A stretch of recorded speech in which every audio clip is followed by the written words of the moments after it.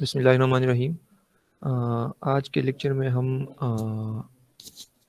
Retaining wall के बारे में पढ़ेंगे कि रिटेनिंग वॉल की क्वांटिटी एस्टिमेशन हमने किस तरह से करनी। मैं भी स्क्रीन शेयर कर रहा हूँ, आप लोगों के साथ स्क्रीन नज़र आ जाएगा। Just wait a minute.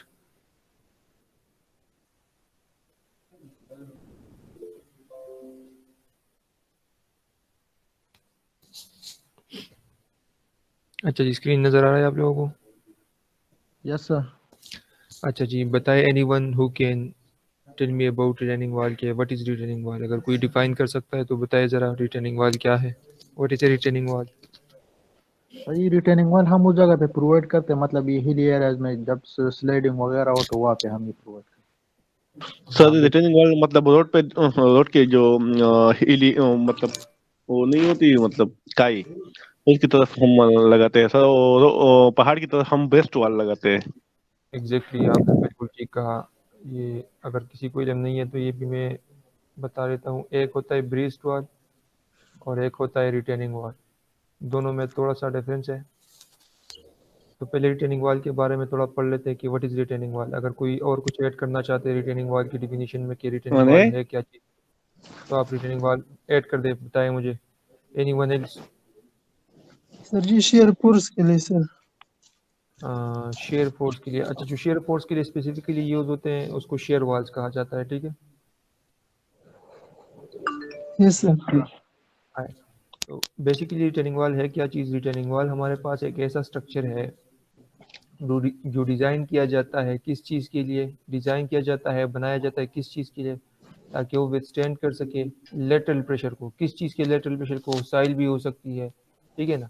आपके पास कोई फ्लूइड भी हो सकती है, आपके पास कोई लैंडस्लाइड लोड भी हो सकती है। तो बेसिकली रिटेनिंग वॉल है क्या चीज़? माइक्रोफोन्स को ज़रा ऑफ करें। रिटेनिंग वॉल हमारे पास एक ऐसा स्ट्रक्चर है जो बनाया जाता है, जो कंस्ट्रक्ट किया जाता है ताकि लेटरल प्रेशर को ये रेजिस्ट कर सके। ये हमारे पास, अगर यहाँ पे हमारे पास इस तरह का कोई, ये हमारे पास कोई पहाड़ है, ठीक है, और हम चाहते हैं कि इस पहाड़ से जो है, इस पहाड़ का मटेरियल जो है ये स्लाइड ना हो, तो इसके लिए जो वॉल बनाया जाता है, ये wall, this wall is known as retaining wall. तो जो लेटरल प्रेशर होता है वो आपके पास किसी भी चीज़ की वजह से हो सकती है, अर्थ फिलिंग की वजह से, या लिक्विड प्रेशर, या सैंड हो, या अदर कोई ग्रेनुलर मटेरियल हो रिटेनिंग वॉल के बिहाइंड, ठीक है।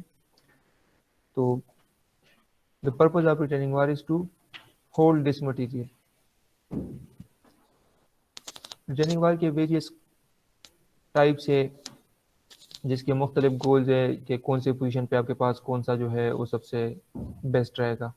रिटेनिंग वॉल की जो सबसे सिंपल टाइप है that is cantilever retaining wall. What is a cantilever retaining wall? Anyone?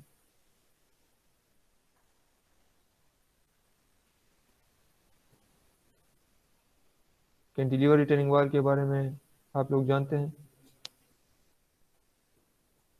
No जी, सर। कैंटिलीवर कॉलम के बारे में आप जानते हैं? यस सर, एक मतलब एक साइड से फिक्स और दूसरी साइड से फ्री हो। बस यही कैंटिलीवर का तो मतलब यही है। तो अगर एक एंड से मैं फिक्स कर दूं और मैं इस तरह एक दीवार बना दूं,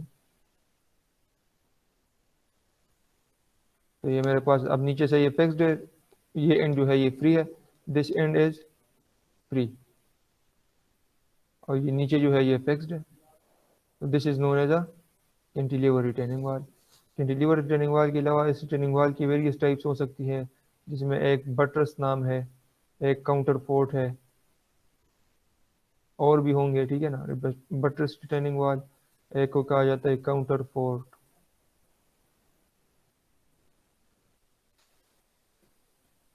ठीक है। बटरस और काउंटर फोर्ट में फिर ये होता है कि जब आप, जो आपके पास रिटेनिंग वॉल है ना, उसको इस साइड पे इस तरह के अगर आपके पास रिटेनिंग वॉल की डेप्थ बहुत ज़्यादा है, या आपके पास जो लोड है साइल का ओवर ज़्यादा है, तो इसको फर्दर सपोर्ट देने के लिए इस तरह के इंक्लाइन मेंबर्स लगाए जाते हैं। तो ये जो बाहर साइड पे हो तो मेरे ख्याल में इसको बटरस कहा जाता है। अब ये मुझे एग्जैक्टली याद नहीं है। और जब अगर साइल की तरफ, अगर इस साइड पे हमारे पास साइल है, तो इसको फिर काउंटर फोर्स कहा जाता है, ठीक है। अब इन दोनों में अब नाम मुझे स्पेसिफिकली याद नहीं है कि बटरस किसको कहा जाता है और काउंटर फोर्ट किसको कहा जाता है, लेकिन दोनों के डिज़ाइन में फिर ये डिफरेंस है कि आपके पास अगर इस साइड पे आप लगाएंगे तो रिटेनिंग वॉल इसको कंप्रेस करेगा, तो ये एक कंप्रेसिव मेंबर बन जाता है। लेकिन अगर इस साइड पे आप लगाएंगे तो रिटेनिंग वॉल जो है इसमें टेंसाइल स्ट्रेसेस प्रोड्यूस करेगा, ठीक है। The difference between these two, ये आपके पास ये कंप्रेसिव मेंबर बन जाता है, ये आपके पास एक टेंसाइल मेंबर जिसमें टेंसाइल लोड टेंशन प्रोड्यूस होती है, टेंसाइल फोर्सेस।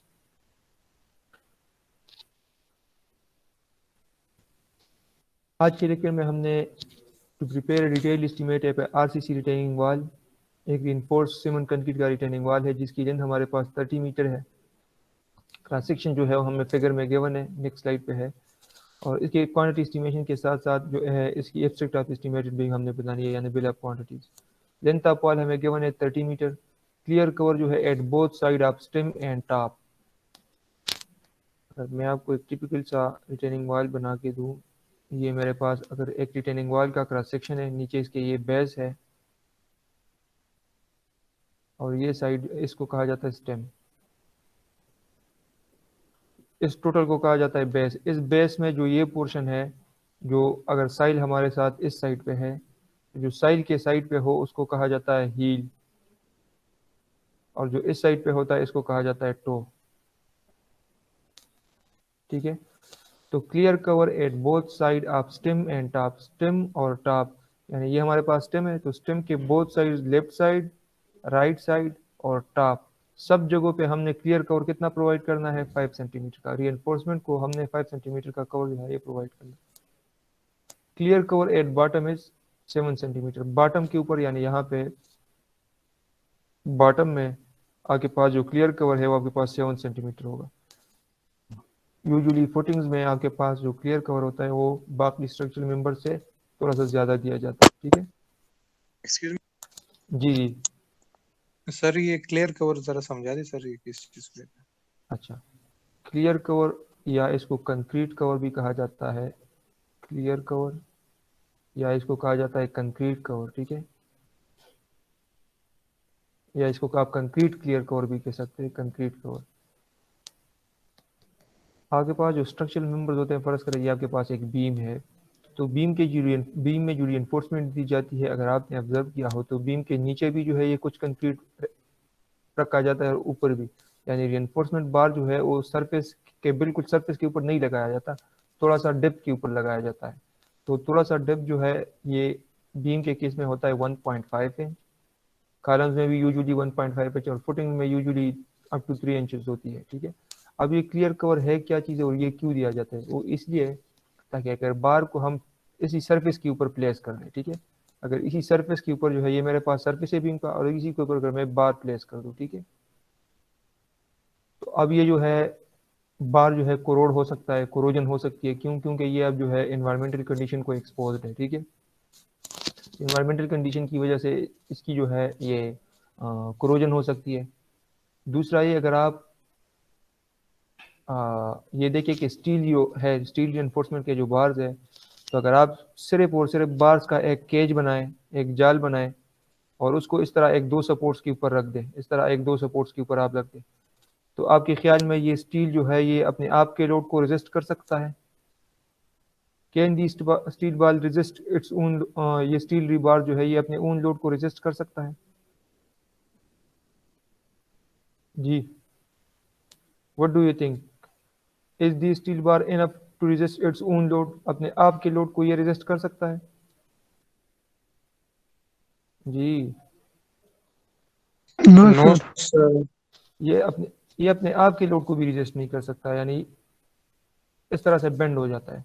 जब इसके साथ हम यस सर। कंक्रीट मिक्स कर देते हैं तब जाके ये एक रिजिड मेंबर बन जाता है, ठीक है ना। तो ये आरसीसी कंस्ट्रक्शन की ब्यूटी है कि न तो कंक्रीट खुद किसी के लायक है, न जो है रिइंफोर्समेंट किसी चीज की लायक है कि आप डायरेक्टली सिर्फ उसी रिइंफोर्समेंट बार को यूज करें। लेकिन अगर दोनों को हम मिलाए तो एक ऐसा स्ट्रक्चर बन जाता है जिसको किसी भी डिजायर्ड शेप में हम बना सकते हैं, ठीक है।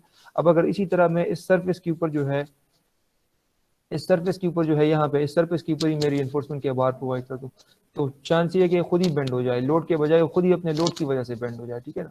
तो इसको अपनी प्रॉपर पोजीशन में रखने के लिए अपने खुद के लोड से डिफ्लेक्शन से बचाने के लिए थोड़ी सी डेप्थ के ऊपर इसको हम प्रोवाइड कर दें तो कोरोजन भी नहीं होगा, ठीक है ना। क्योंकि कंक्रीट में आपके पास क्रैक्स की पॉसिबिलिटी है, अगर कंक्रीट के क्रैक्स में सरफेस में थोड़ी सी भी क्रैक्स आ गई तो चांसेस है कि वाटर जो है इसके अंदर चला जाए। ठीक है, तो हम तो चाहते ही नहीं कि हमारा रीइंफोर्समेंट बार जो है वो करोड़ हो, क्योंकि अगर कोरोजन शुरू हो गई तो अगर बिल्डिंग की लाइफ 50 ईयर्स है तो 20-25 ईयर्स पे आ जाएगी। ठीक है, तो इसलिए कंक्रीट का कवर दिया जाता है और इसको कहा जाता है क्लियर कवर भी इसको कह सकते हैं। ठीक है, is it clear? Sir fire Yes, sir. Resistant के लिए भी फायर रेजिस्टेंस के लिए भी दिया जाता है, एग्जैक्टली फायर रेजिस्टेंस के लिए भी दिया जाता है, क्योंकि अगर आपके पास जो है ये सरफेस के ऊपर रीइंफोर्समेंट बार हो तो अगर बिल्डिंग में खुदा न खास्ता फायर लग गई तो ये जो है फायर को ऑटोमेटिकली एक्सपोज हो जाता है। अब मुझे एग्जैक्ट वैल्यूज याद नहीं है, लेकिन तकरीबन 1500 से लेके ये 1600 डिग्री सेंटीग्रेड के ऊपर जो है ये मेल्ट हो जाता है। ठीक है, ये रीइंफोर्समेंट के जो बार है, तो अगर आपके पास टेम्परेचर इस हद तक चली गई तो ये बार जो है मेल्ट होके पूरा का पूरा बिल्डिंग गिर सकता है। तो फायर रेजिस्टेंस के लिए भी एक छोटा सा कंक्रीट का कवर दिया जाता है ताकि डायरेक्टली जो है ये बार जो है ये फायर को एक्सपोज ना हो। और सर ये Clear? टॉप है टॉप ये सर ये clear cover at both sides of stem and top top अच्छा टॉप में टॉप यानी ये स्टेम है ना हमारे पास, ये हमारे पास हो गया बेस स्लैब जिसमें ये साइड हो गया टो और ये हो गया हील। स्टेम में एक राइट साइड हो गया, एक आपके पास ये लेफ्ट साइड, ये राइट साइड हो गया। ठीक है, this is left side, this is top. तो लिखा गया है कि clear cover at both side of stem, दोनों साइड पे 5 सेंटीमीटर एंड टॉप, टॉप पे भी यहाँ पे भी जो होगा ये भी 5 सेंटीमीटर का क्लियर कवर होगा। Clear cover at bottom, bottom के ऊपर यहाँ पे आपके पास जो क्लियर कवर होगा that will be 7 centimetre. Clear cover at both sides of base, clear cover at both sides of base, जो बेस का राइट साइड है और लेफ्ट साइड है दोनों साइड्स के ऊपर बेस के ये भी आपके पास 5 सेंटीमीटर के कवर्स है। ठीक है, यस सर। रीइंफोर्समेंट के जो बार्स है length of hook that is 9 times dia of bar. 9 times dia of bar जो है अगर इसमें हमारे पास हुक्स है तो हमें ये बताएगा कि एक हुक का लेंथ जो है ये 9 times diameter of the bar होगा। और इसके साथ में एक और चीज़ भी यहाँ पे ऐड कर दूँ कि हमारे पास जहाँ पे हमने लेप लेंथ को कंसिडर करना होगा, तो जिस एग्जांपल को हम कंसिडर कर रहे हैं उसमें जो लेप लेंथ बुक में गिवन है that is 40 times dia of bar. ठीक है, तो जो लेप लेंथ होगा हमारे पास 40 टाइम्स डाया ऑफ बार के बराबर होगा। तो हमारे पास ये सारी डिटेल गिवन है कि लेंथ ऑफ वॉल कितनी है, क्लियर कवर्स कितनी है, लेंथ ऑफ हुक कितनी है, लेंथ ऑफ वॉल 30 मीटर है और क्रॉस सेक्शन जो है ये हमारे पास रिटर्निंग वॉल का क्रॉस सेक्शन।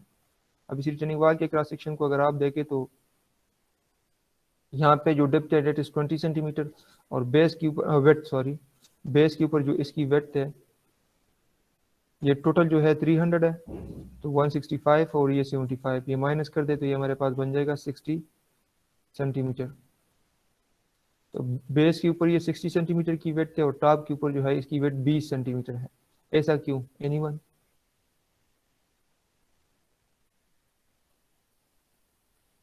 सर जी स्लोप है ना सर, जी ट्रेनिंग वाले सर स्लोप की शक्ल में हम बनाते कि नहीं? जी बिल्कुल बनाते हैं, लेकिन ये स्लोप की शक्ल में हम क्यों बनाते हैं? यहाँ पे टॉप पे सबसे टॉप पे जो है ये वेट कम है और सबसे बेस बॉटम के ऊपर ये वेट सबसे ज्यादा है, तो ऐसा क्यों? सर ये नीचे लेटरल प्रेशर ज्यादा होगा। एग्जैक्टली तो ये जो है साइल है ना हमारे पास, अगर फर्ज के ये हमारे पास हो गया साइल, अब साइल की जो लेटरल प्रेशर है वो आपके पास जो है ये नीचे जो है इंक्रीज होती जाती है। ठीक है, अब यहाँ पे चूंकि साइल की प्रेशर इंक्रीज होती जाती है तो यहाँ पे हमें कुछ ज़्यादा डिप रिक्वायर्ड होगा, वेट रिक्वायर्ड होगा, और चूंकि टॉप के ऊपर जो है ये लेटरल प्रेशर भी और सबसे एक्सट्रीम टॉप के ऊपर आपके पास जीरो होगा। ठीक है, क्योंकि वहाँ पे कोई साइल है ही नहीं, तो जैसे जैसे हम डेप्थ पे आएंगे तो साइल का प्रेशर जो है वो इंक्रीज होता जाएगा। तो यूजुअली अगर आपने अपने इर्द गिर्द ऑब्जर्व भी किया हो तो जो ब्रिक के बनाए जाते हैं, ब्रिक के रिटेनिंग वॉल्स, अगर आपने ऑब्जर्व किया हो तो ब्रिक के रिटेनिंग वॉल्स इस तरह बनाए जाते हैं। ठीक है, ब्रिक के या स्टोन के जो रिटेनिंग वॉल्स इस तरह बनाए जाते हैं, या इस तरह भी आपके पास ये बनाए जाते हैं ताकि ये, ठीक है सर जैसे कि भला हिसार सर जी। जी। तो रिटेनिंग वॉल जो है सबसे टॉप के ऊपर जो है आपके पास सबसे कम वेट होती है, वो इसलिए क्योंकि सबसे टॉप के ऊपर हमारे पास जो डिमांड है वो कम है। तो अगर हम इसके बजाय यहाँ पे अगर हमारे पास 60 सेंटीमीटर बेस के ऊपर रिक्वायरमेंट है और हम अगर यहाँ पे भी 60 सेंटीमीटर का ही वेट प्रोवाइड कर दें अगर इतनी प्रोवाइड कर दे।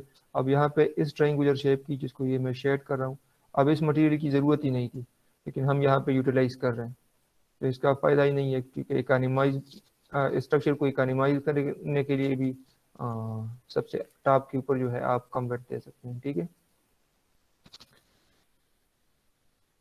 अच्छा, जो रीइंफोर्समेंट डिटेल्स हमारे पास गिवन है वो ये है कि हमारे पास जो स्टेम का लेफ्ट साइड है, this is left side, this is right side. अब स्टेम का जो लेफ्ट साइड है, लेफ्ट साइड के ऊपर आप देखें तो हमारे पास जो ये वर्टिकल बार नजर आते हैं, ये जो रेड कलर से मैं हाईलाइट कर रहा हूँ, दीज आर मेन बार्स। ठीक है, 14 मिलीमीटर डायमीटर के बार्स है और 30 सेंटीमीटर सेंटर टू सेंटर जो है ये इसकी स्पेसिंग है। ठीक है, और जो ये जो क्रॉस सेक्शन व्यू में हमें ये जो सर्कल्स नजर आ रहे हैं, ये कौन से बार्स होंगे? डिस्ट्रीब्यूशन डिस्ट्रीब्यूटेड बार्स होंगे। ठीक है, और डिस्ट्रीब्यूटेड बार जो है उसकी डायमीटर 10 मिलीमीटर डायमीटर है और 30 सेंटीमीटर सेंटर टू सेंटर। आज की जो हम एग्जांपल कंसिडर कर रहे हैं, इसमें यूनिट जो है ये हमारे पास मीटर और मिलीमीटर वगैरह में है। ठीक है, राइट साइड के ऊपर अगर हम देखें तो राइट साइड पे हमारे पास जो मेन बार्स है, ये वर्टिकल बार्स, यहाँ पे देखें मेन बार्स 22 मिलीमीटर डायमीटर के है और 40 सेंटीमीटर सेंटर टू सेंटर के ऊपर है। ठीक है, और जो डिस्ट्रीब्यूटेड बार्स है वो हमारे पास है 14 मिलीमीटर डायमीटर के, 25 सेंटीमीटर सेंटर टू सेंटर के ऊपर। लेकिन अगर यहाँ तक आप इस डिस्टेंस तक आ जाए, ये जो एग्जांपल हम कंसिडर कर रहे हैं, this example is taken from estimating and costing book by B N Datta. ठीक है, कोर्स कंटेंट में भी इसका नाम लिखा हुआ है, सॉफ्ट में या मेरे ख्याल में नेट के ऊपर आप लोगों को नहीं मिलेगा, हार्ड में आपको मिल जाएगा, estimating and costing by B N Datta. तो ये बुक हमारे पास है। अच्छा चलिए ठीक है, गुड है। तो बुक में अगर आप देखें तो यहाँ पे ये 3.8 की वैल्यू लिखी गई है, लेकिन ये 3.8 की नहीं 3.60 है। ठीक है ना, बुक में किस जगह बाद जगहों पे जो है थोड़ी सी मिसप्रिंटिंग है, तो ये हमारे पास 3.60 है। ठीक है, अब यहाँ पे 3.60 मीटर के बाद यहाँ पे देखिए एक कर्टेल्ड वर्ड का लिखा गया है। कर्टेल्ड का मतलब जानते हैं कि व्हाट इज कर्टेल्ड, यानी कर्टेल्ड का क्या मतलब है?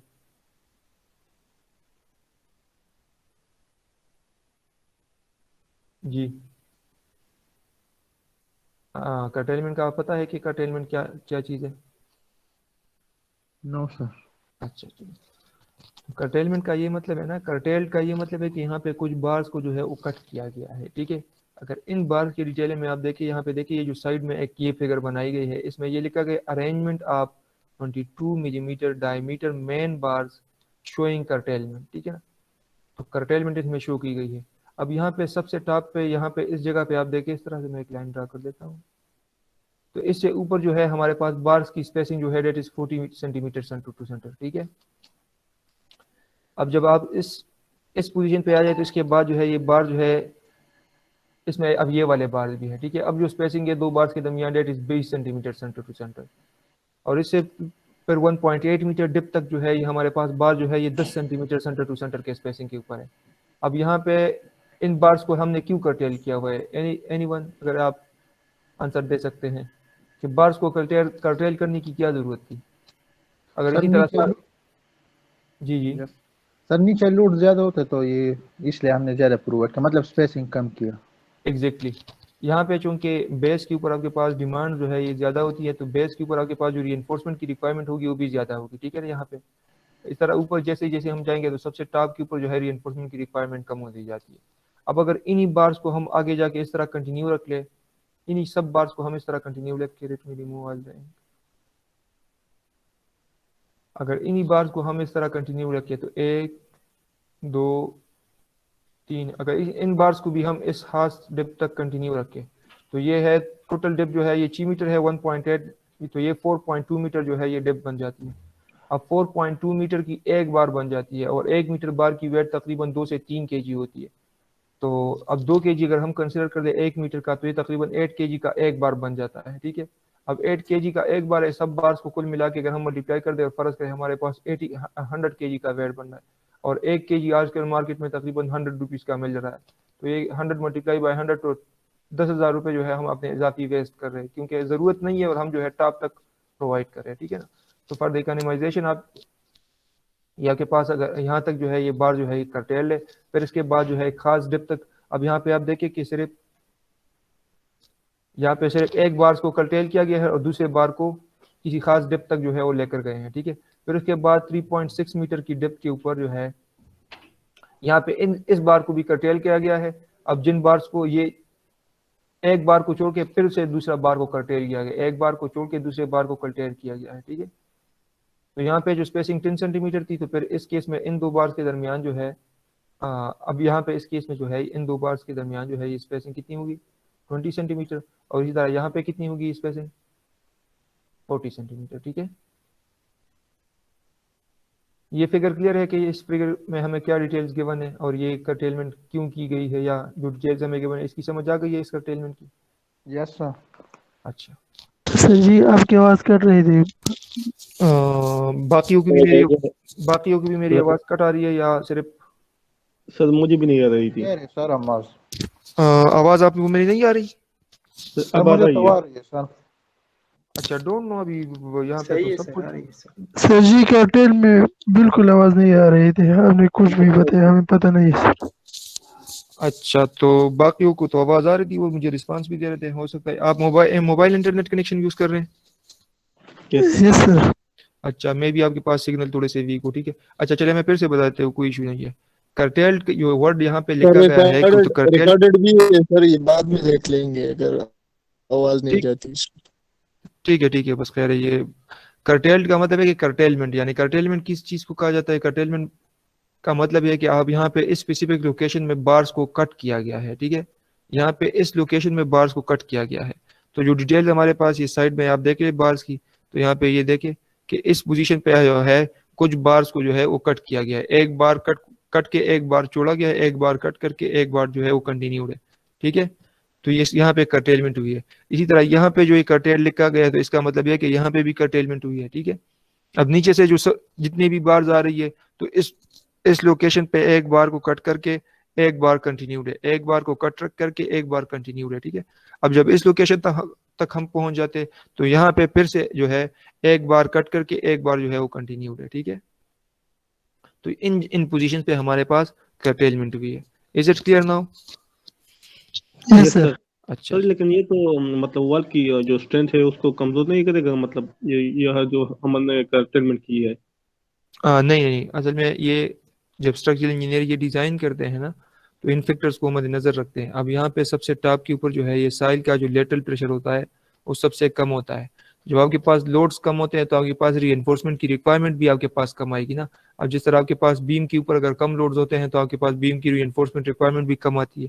अब जब आपके पास रिटर्निंग वॉल के ऊपर लेटरल लोड जो है, ये साइल का लोड हो या चाहे जिस भी मटेरियल का लोड हो, अगर ये कम है सबसे टॉप, और यूजुअली होते भी टॉप के ऊपर सबसे कम है, ठीक है। यस तो सर। तो यहाँ पे जो है आपके पास रीइंफोर्समेंट की रिक्वायरमेंट भी कम होती है, तो कम रीइंफोर्समेंट दिया जाता है। जब आप इस पोजीशन पे पहुंच जाते हैं तो आपके पास रीइंफोर्समेंट की रिक्वायरमेंट भी बढ़ जाती है, तो ज्यादा रीइंफोर्समेंट देना होगा। अगर इस पोजीशन पे पहुंच जाए तो ज्यादा रीइंफोर्समेंट देना होगा। कोई मसला नहीं है, अगर हम जो है इस बेस के ऊपर जितनी रीइंफोर्समेंट की रिक्वायरमेंट है, अगर सबसे ज्यादा बेंडिंग मोमेंट कौन से पोजीशन के ऊपर होगा? एनीवन? नीचे सर। यहाँ पे सबसे ज्यादा बेंडिंग मोमेंट होगा ना बेस के ऊपर, यस सर। ठीक है ना, क्योंकि कैंटिलीवर के केस में आपके पास सबसे ज्यादा बेंडिंग मोमेंट कहाँ पे होती है? यहाँ पे पेक सपोर्ट के ऊपर, ठीक है ना। तो सबसे ज्यादा बेंडिंग मोमेंट जहाँ पे होगी, तो बेंडिंग मोमेंट के अगेंस्ट ही रीइंफोर्समेंट को फाइंड किया जाता है। बेंडिंग मोमेंट के वैल्यू को फाइंड करने के बाद जो एसीआई के फार्मूलाज है उसमें इस वैल्यू को पुट करके रीइंफोर्समेंट की रिक्वायरमेंट को फाइंड किया जाता है। अब आपके पास बेंडिंग मोमेंट वैल्यू यहाँ पे ज्यादा है, ठीक है ना। इसकी अगर मैं बेंडिंग मोमेंट डायग्राम बना दूं तो हमारे पास जो बेंडिंग मोमेंट डायग्राम होगा वो इस तरह का होगा। टॉप के ऊपर जीरो वैल्यू होगी और सबसे बेस के ऊपर ज्यादा वैल्यू होगी। अब यहाँ पे बेंडिंग मोमेंट की वैल्यू ज्यादा आ रही है तो रीइंफोर्समेंट भी ज्यादा आएगा। अब इस सेक्शन के ऊपर बेंडिंग मोमेंट कम है, ज्यादा कम वैल्यू आएगा। अब यहाँ पे बेंडिंग मोमेंट जो है इंतहाई कम है, और यहाँ पे भी अगर इतना ही सरिया जो है, ये सारा सरिया हम कंटिन्यू रखे इस तरह, और यहाँ पे भी इतना ही सरिया हम दे इस पोजीशन पे जितना हमने बेस के ऊपर दिया हुआ है, तो कोई फर्क नहीं पड़ता। आपके स्ट्रक्चर तो और सेफ है, लेकिन यह है कि आप जो स्टील सरिया दे रहे हैं उसके ऊपर आप इजाफी पैसे खर्च करें, जरूरत नहीं है और आप प्रोवाइड करें। और इंजीनियर का काम तो यही है कि वो पहले सेफ्टी को मद्देनजर रखेगा। First priority is to ensure safety and then second priority is economy. जब आपके पास अगर स्ट्रक्चर सेफ है तो फिर आप इकोनॉमी की तरफ चले जाए, स्ट्रक्चर को इकोनॉमाइज कर ले, ठीक है। without compromising on safety you can economize your structure. Is it clear now? Yes sir. Sir ये कर्टेनमेंट में सर ये वर्टिकल बार आप डिस्कस करेंगे। यहाँ पे इस केस में जो है हमारे पास जो कर्टेलमेंट हुई है यूजुअली होती भी सिर्फ ये असल में ये वर्टिकल बार जो है ये असल में मेन बार है ना, जो इस रिलेटेड लोड को रेजिस्ट करते हैं। तो जो डिस्ट्रीब्यूटेड बार्स होते हैं उसको तो वैसे भी जो है सबसे मिनिमम रीइंफोर्समेंट जो है सीआई कोड की है उतनी हम देनी है, उतनी ही देनी है। तो उसकी स्पेसिंग थ्रू आउट जो है आपके पास सेम रहती है, उसकी वैसे भी रिक्वायरमेंट बहुत कम है। अगर यहाँ पे आप देखें तो डायमीटर भी कम है, यानी इस बार से छोटा बार भी है, और स्पेसिंग को भी आप देख ले तो 25 सेंटीमीटर है, स्पेसिंग भी ज्यादा है क्योंकि यहाँ पे बेस के ऊपर हमारे पास स्पेसिंग जो है ये 10 है, यहाँ पे 20 है, फिर यहाँ पे सिर्फ 40 है। तो इसकी स्पेसिंग भी बहुत ज्यादा है और एक जो है बार का डायमीटर भी कम है। तो कम डाया वाला बार जो है ज्यादा स्पेसिंग के ऊपर यहाँ पे यूज हो रहा है। ठीक है, तो कर्टेलमेंट जो है तो ये सिर्फ ये मेन बार में हो रही है। यहाँ पे सिर्फ इस रिटर्निंग वाल जी सर इसमें टेंशन और कंप्रेशन का फिनोमेना होगा, मतलब टॉप फाइबर जो होगा वो टेंशन में होगा, वो नीचे न्यूट्रल एक्सेस के जो नीचे होगा वो कंप्रेशन होगा। जी बिल्कुल, जी बिल्कुल होगा। और आपकी इंटरनेट कनेक्शन बिल्कुल वीक है, ठीक है ना, आपकी अपनी आवाज़ भी मुझे सही नहीं आ रही, आपका इंटरनेट कनेक्शन वीक है। ठीक है, थोड़ी सी अच्छी पोजीशन पे चले जाए ताकि सिग्नल स्ट्रेंथ जो है वो मजबूत हो। आपके पास जो है इसमें टेंशन और कंप्रेशन ही होती है, तभी तो आप रीइंफोर्समेंट प्रोवाइड करते हैं। जब हम इस रिटर्निंग वाल के ऊपर जो लेटरल लोड है साइल का, तो ये रिटर्निंग वाल इस तरह बेंड होगा ना। अब अगर इस तरह बेंड हो रहा है तो इस साइड पे क्या प्रोड्यूस होगा सर? इसमें तो रेसिप्रोकल मतलब ऊपर कंप्रेशन होगा कैंटिलीवर में। नहीं, वो तो आपके पास जब कैंटिलीवर एक बीम होना तो ऊपर साइड पे आपके पास टेंशन प्रोड्यूस होती है, नीचे साइड पे कंप्रेशन टेंशन। ठीक है ना। अब अगर ये कैंटिलीवर वाले इसको इस लोड की वजह से अगर ये इस तरह डिफ्लेक्ट हो जाए, ठीक है, तो इस साइड पे कौन सी टेंशन प्रोड्यूस होगी? इस साइड पे क्या कौन से फोर्सेस प्रोड्यूस होंगे? कंप्रेशन, कंप्रेसिव फोर्सेस नहीं होंगे सर? यार किस तरह कंप्रेसिव होंगे? ये मेरे पास साइल है, ठीक है, ये साइड खाली है। अब इसके ऊपर जब साइल का लोड आएगा तो ये रिटेनिंग वाल किस तरह से बेंड होगा? इस तरह से बेंड होगा कि नहीं होगा?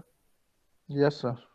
तो जब ये इस तरह से बेंड होगा तो अब ये स्ट्रक्चर, अब ये सरफेस जो है ये लेंथ, अब इसके ऊपर आपके पास टेंसाइल स्ट्रेसेस प्रोड्यूस होंगे या आपके पास इस तरह के इसके ऊपर फोर्सेस लग रही हैं, ठीक, तो आपके पास इस तरह ये टेंसाइल फोर्सेस होंगे या कंप्रेसिव होंगे?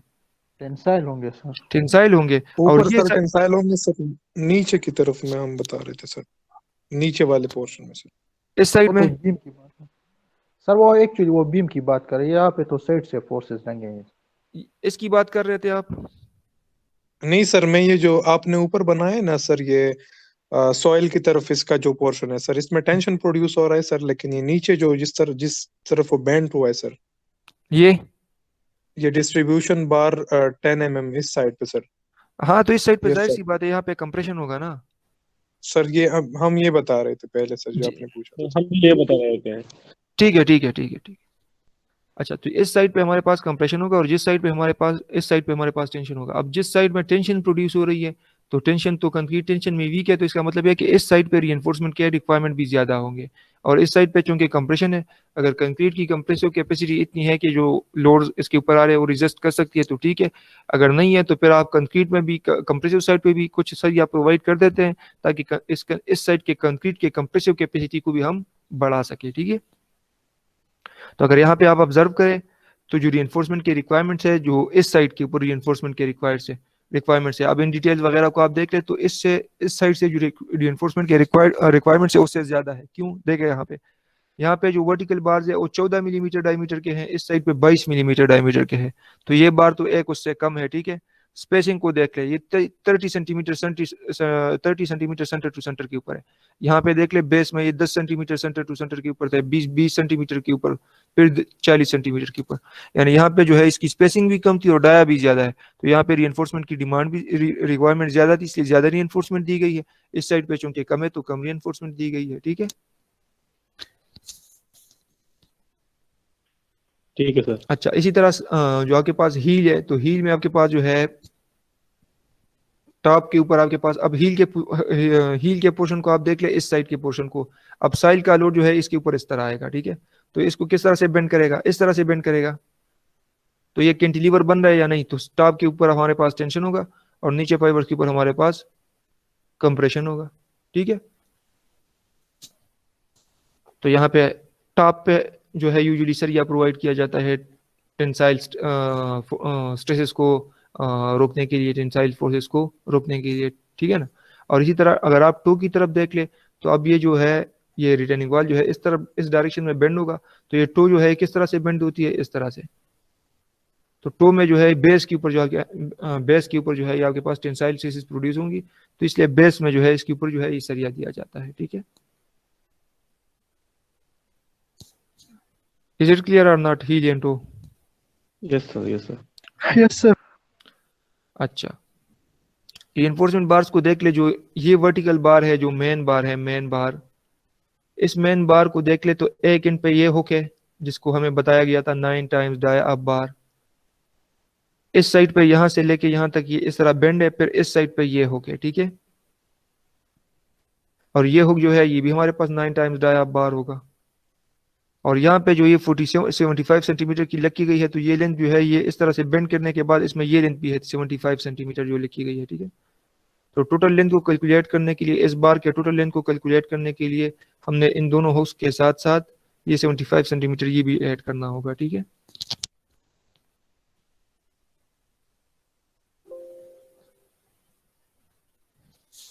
ये अभी हमारे पास डिटेल थे। अब हमने आज के लेक्चर में हमने क्या करना है, इस रिटेनिंग वॉल की क्वांटिटी एस्टिमेशन के साथ साथ इसके BOQ यानी एब्स्ट्रैक्ट ऑफ एस्टीमेट भी हमने बनाना है, ठीक है। और एस्टिमेशन में हमारे पास अब दो चीजें होंगी, एक क्या रिइंफोर्स यानी आपके पास जो कंक्रीट का वर्क है, और दूसरा स्टील रिइंफोर्समेंट जो है। तो 1 बाय 1 जो है ये इसको डिस्कस कर लेते हैं हम।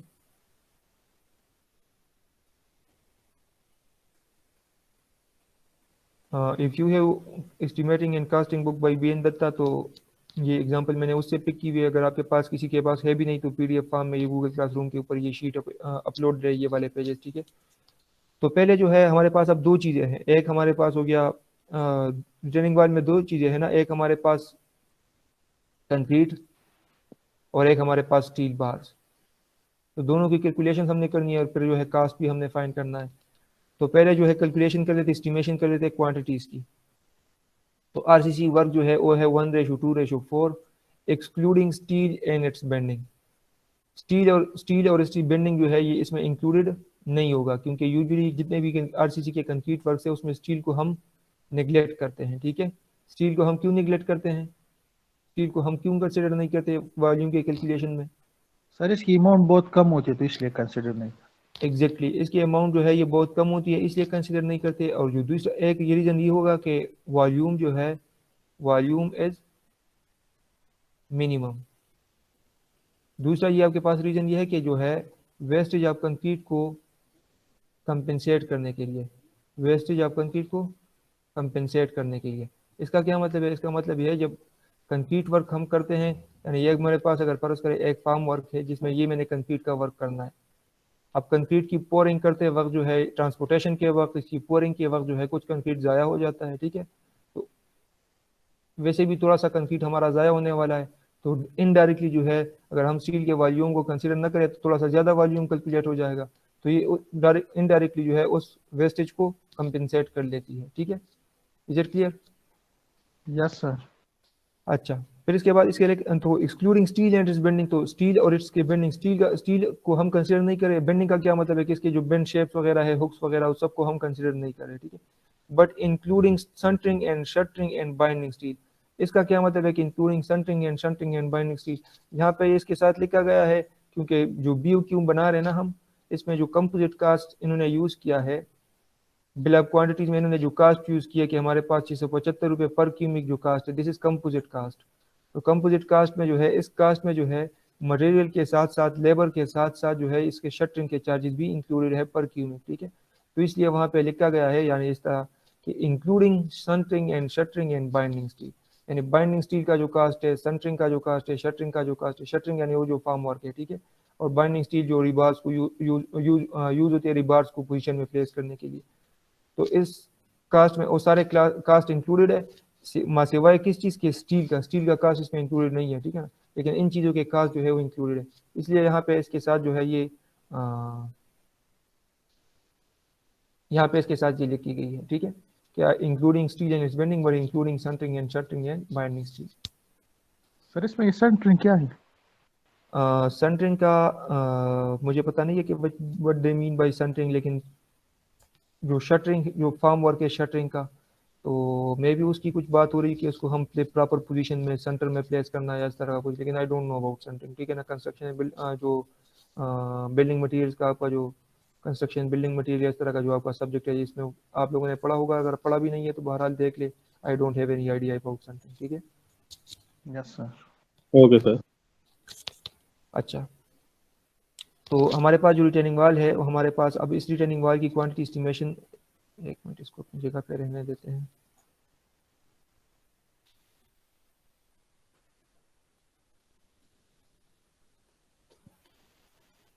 तो कंक्रीट के क्वांटिटी को फाइंड करने अगर आप में से किसी को पता है कि सेंटरिंग क्या है तो बता दें, मुझे भी पता चल जाएगा। आपको में आप में से किसी को इल्म है कि व्हाट इज सेंटरिंग? वालेकुम सलाम।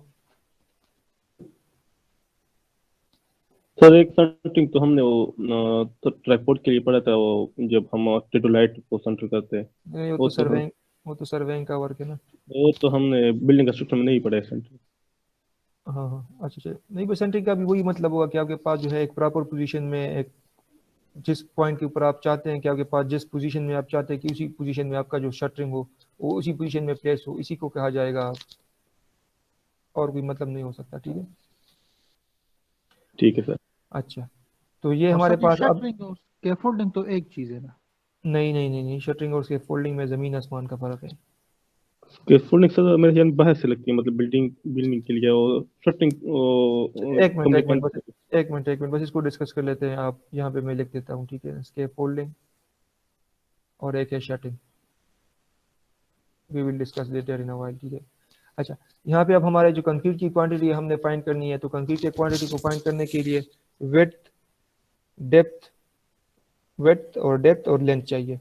तो विड्थ जो है हमारे पास 300 सेंटीमीटर, डेप्थ 50 सेंटीमीटर और लेंथ जो है हमारे पास वाल का गिवन है 30 मीटर का, ठीक है। तो इसकी क्वांटिटी आ जाएगी, इस चीज़ की क्वांटिटी किस तरह आएगी, length multiply by width multiply by depth. Length हमारे पास कितनी है रिटेनिंग वाल की, 30 मीटर है हमारे पास गिवन है, ठीक है। विड्थ हमारे पास कितनी होगी, डेप्थ जो है हमारे पास टोटल गिवन है यहाँ से लेके यहाँ तक 6 मीटर, ये तो ये हमारे पास डेप्थ जो है ये 6 मीटर होगा। विड्थ हमारे पास कितनी होगी रिटेनिंग वाल की,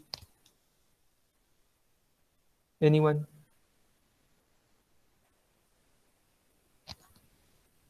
सर क्या दोबारा बताए सर, आवाज नहीं। अच्छा, ये मेरे पास है ये बेस स्लैब जो है ना, बेस स्लैब की क्वांटिटी को फाइंड करने के लिए ये मेरे पास हो गया, इसका लेंथ 30 मीटर, विड्थ जो है ये इसकी होगी 300 सेंटीमीटर, तो 300 सेंटीमीटर मीन्स यानी 3 मीटर, और डिप जो है डेट इज 50 सेंटीमीटर, यानी 50 सेंटीमीटर मीन 0.5 मीटर। तो ये मेरे पास इसकी क्वांटिटी आ जाएगी ना, length multiply by weight multiply by depth. अब ये जो स्टेम वाला पोर्शन है, स्टेम के लिए क्वांटिटी को फाइंड करने के लिए हम क्या करेंगे, length multiply by weight multiply by depth. Length जो रिटेनिंग वाल की है वो तो 30 मीटर की लेंथ है, ये हमारे पास गिवन है कि इसकी लेंथ जो है ये 30 मीटर की लेंथ है, तो हमने लिख दिया यहाँ पे 30 मीटर। डेप्थ जो है स्टेम की कितनी है यहाँ पे देख लें, 6 मीटर है, तो यहाँ पे हमने लिख दिया 6 मीटर जो है ये इसकी डेप्थ है। वेट कितनी होगी, हाफ लेंगे सर लेंथ की। हाँ जी सर ये लेंथ की ट्रायंगल हाफ लेंगे। एक विथ टॉप एंड बॉटम का ये ऐड तो करेंगे सर। डिवाइड वाले सर जी। जी टॉप जी एंड बॉटम को डिवाइड ऐड करने के बाद 2 पे डिवाइड करते हैं अगर सर, एग्जैक्टली तो एग्जैक्टली, वो इसलिए 47 क्योंकि अगर पॉइंट आप, समथिंग आ रहा है सर। जी जी, वो इसलिए क्योंकि यहाँ पे आपके पास जो है ये एक ट्रिपिजाइडल सा शेप बन जाता है, ठीक है। तो ट्रिपिजाइड का एरिया जो है आप किस तरह फाइंड करते हैं, एरिया जो है हम इस तरह फाइंड करते हैं कि दिस डायमेंशन प्लस दिस, यानी अगर मैं यहाँ पे इसको नाम दे दूँ B plus C divide by 2 multiply by this depth, ठीक है ना। तो ये डी जो है ये मैंने अपनी जगह पे लिख दिया डेप्थ, और ये बी प्लस सी जो है ये बेस डायमेंशन और दिस डिवाइड बाई 2। तो यहाँ पे वेट जो होगा ये हमारे पास बेस के ऊपर जो है, ये टॉप के ऊपर 20 सेंटीमीटर है, बेस के ऊपर 60 सेंटीमीटर है, तो 60 प्लस 20 जो है ये हमारे पास हो जाएगा 80, और 80 डिवाइड बाई 2 हमारे पास क्या बन जाएगा 40। तो 40 को अगर मैं, तो 40 सेंटीमीटर को अगर मैं मीटर में लिख दूं तो ये 0.4 मीटर होगा, ठीक है। Is it clear?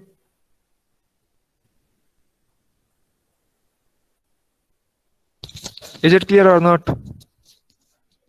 Yes, sir. तो ये 60 का से है। सर ये दोबारा जी जी, ये 60 जो है ये आपके पास बेस के ऊपर टोटल डायमेंशन 300 सेंटीमीटर है, ये 75 सेंटीमीटर है, ये 165 सेंटीमीटर है। 300 minus 165 minus 75 is equal to 60 centimeter. ठीक है सर, समझ गया। और किसी और ने पूछा कि दोबारा बताइए इस चीज की कैलकुलेशन। तो ये स्टेम जो है इसमें टॉप के ऊपर जो है ये वेट 20 सेंटीमीटर का है, बेस के ऊपर ये 60 सेंटीमीटर का है। अगर ये हमारे पास एक रेक्टेंगुलर शेप होता तो फिर तो हम डायरेक्टली इसकी एक वेट को ले लेते, लेकिन जो कि अगर आपके पास एक ट्रिपेजॉइड शेप हो इस तरह का, इस तरह का, अब ये वेट डिफरेंट है और ये जो है डिफरेंट है, तो इसका एरिया हम किस तरह फाइंड करते हैं? अगर इसको मैं यहाँ पे नाम दे दूं A1 और ये दे नाम दे दूं A2, तो A1 plus A2 divide by 2 multiply by depth D। तो वही फार्मूला मैं यहाँ पे भी यूज कर रहा हूँ कि मेरे पास जो है टोटल लेंथ तो 30 मीटर है, वेट जो है वो मेरे पास टॉप के ऊपर 20 सेंटीमीटर है, बेस के ऊपर 60 सेंटीमीटर है, divide by 2 multiply by depth जो है मेरे पास 6 मीटर है ये। ठीक है, तो ये सेंटीमीटर जो है ये 6 मीटर है, ये भी मीटर में है, तो इसको भी हमने मीटर में लिखना है। ठीक है, क्योंकि ये मैंने यहाँ पे सेंटीमीटर में लिखे हैं। तो 20 centimeter plus 60 centimeter 80 centimeter, 80 divide by 2 40 centimeter, 40 centimeter is equal to 0.4 meter. Is it clear now? Yes sir. अच्छा, स्कैफोल्डिंग और शटरिंग में ये फर्क है ना, स्कैफोल्डिंग कहा जाता है जो आपको मेसन्स और मजदूर वगैरह के लिए बनाई जाती है। ठीक है ना, तो यूजुअली तो स्कैफोल्डिंग जो है वो आगे पास बाहर की तरफ भी हो सकती है, कंस्ट्रक्शन के वक्त अंदर की तरफ भी हो सकती है, डिपेंडिंग अपॉन कि आपके पास अगर बाहर स्पेस है तो बाहर प्लेस कर दे, अगर बाहर स्पेस नहीं है तो बिल्डिंग के अंदर ही प्लेस कर दे। तो स्कैफोल्डिंग जो है this is a platform provided for masons and मजदूर्स to carry out the construction work. और जो शटरिंग है, तो शटरिंग जो है, अब इस कॉलम में जो है मजदूर ने, मेसन ने कंक्रीट को पोर करना है। अब इस कॉलम को जब हम बनाएंगे तो इस कॉलम का इर्द गिर्द भी एक मोल्ड होगा ना, उस मोल्ड को कहा जाता है शटरिंग। ठीक है, और जिस प्लेटफॉर्म के ऊपर ये मजदूर ये काम कर रहा है उसको कहा जाता है scaffolding. Is it clear? Yes sir, ये मोल्ड फार्म वर्क नहीं है। जी, तो फार्म वर्क है ना ये? Yes sir. फार्म वर्क भी है और शटरिंग भी है, शटरिंग फार्म वर्क दोनों कह सकते हैं, डजंट मैटर।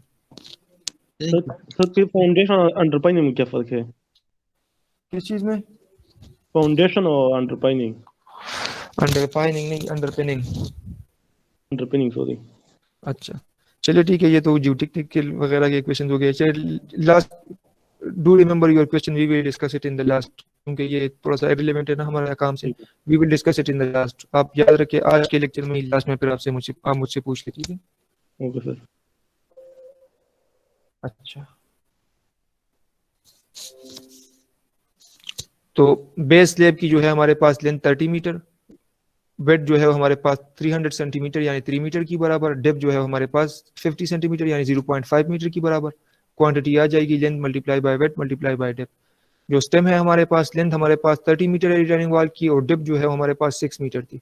वेट जो है वो हमारे पास 60 centimetre plus 20 centimetre divide by 2 होगा, और मीटर में लिख दे तो 0.6 प्लस 0.2 डिवाइड बाई 2। तो यहाँ पे जो है ये हमारे पास स्टीम की क्वांटिटी हो गई कंक्रीट की, दोनों को प्लस कर ले तो हमारे पास जो आ रही है वो आ रही है 117 क्यूबिक। तो इतने क्यूबिक्स का हमने कंक्रीट वर्क करना है इस रिटर्निंग वॉल में। तो कंक्रीट का काम तमाम, यहाँ पे कंक्रीट की कैलकुलेशन हमने कर ली। फिर इसके बाद यहाँ पे आइटम नंबर, सीरियल नंबर लिख दे या आइटम नंबर लिख दे। फिर इसके बाद ये डिस्क्रिप्शन हो गई। इसके बाद तादाद, लेंथ, वेट, डेप्थ और क्वांटिटी यहाँ पे लिख दे। क्वांटिटी के बाद यहाँ पे आप इसके साथ एडिशनल कुछ नोट्स भी लिख सकते हैं, रिमार्क्स वगैरह भी आप लिख सकते हैं। ठीक है,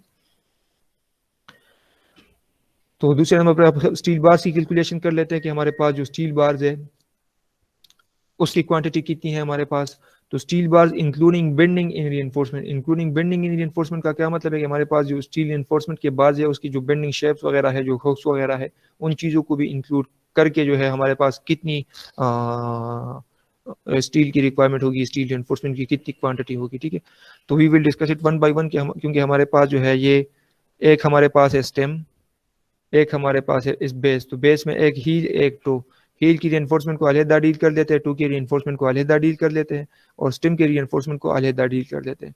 स्टेम में फिर राइट साइड पे भी रीइंफोर्समेंट है और लेफ्ट साइड पे भी रीइंफोर्समेंट है, तो राइट साइड को अलहदा डील कर लेते हैं और लेफ्ट साइड को अलहदा डील कर लेते हैं। वो इसलिए क्योंकि आपके पास राइट साइड पे डिफरेंट रिइंफोर्समेंट है, डिफरेंट डायमीटर है, डिफरेंट स्पेसिंग है as compare to left side. तो स्टील रिइंफोर्समेंट में पहले जो है स्टिम की बात कर लेते हैं और स्टिम में जो है राइट साइड की बात कर लेते हैं। ठीक है, ये मेरे पास हो गया स्टिम और ये मेरे पास हो गया इसका राइट साइड। ठीक है, इस साइड की बात कर लेते हैं, स्टिम में ये राइट साइड, ये स्टिम में लेफ्ट साइड, ये हील और ये टो।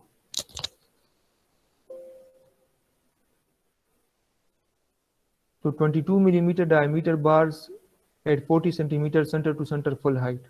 फुल हाइट का मतलब ये है कि आपके पास ये पूरे हाइट में जा रही है। ठीक है ना, फुल हाइट ये मतलब कि अगर आप यहाँ पे देख ले तो ये जो रिइंफोर्समेंट बार्स, मेन बार्स के बारे में हमें बताया गया था कि 22 millimeter diameter 40 centimetre centre to center. ठीक है, तो ये बार जो है यहाँ पे ये थ्रू आउट द लेंथ जा रही है ना, यहाँ से लेके यहाँ तक। ठीक है, फुल हाइट पे जा रही है। ठीक है, तो क्वांटिटी को फाइंड करने के लिए हमारे पास जो फार्मूला है that is length divide by center to centre spacing plus 1।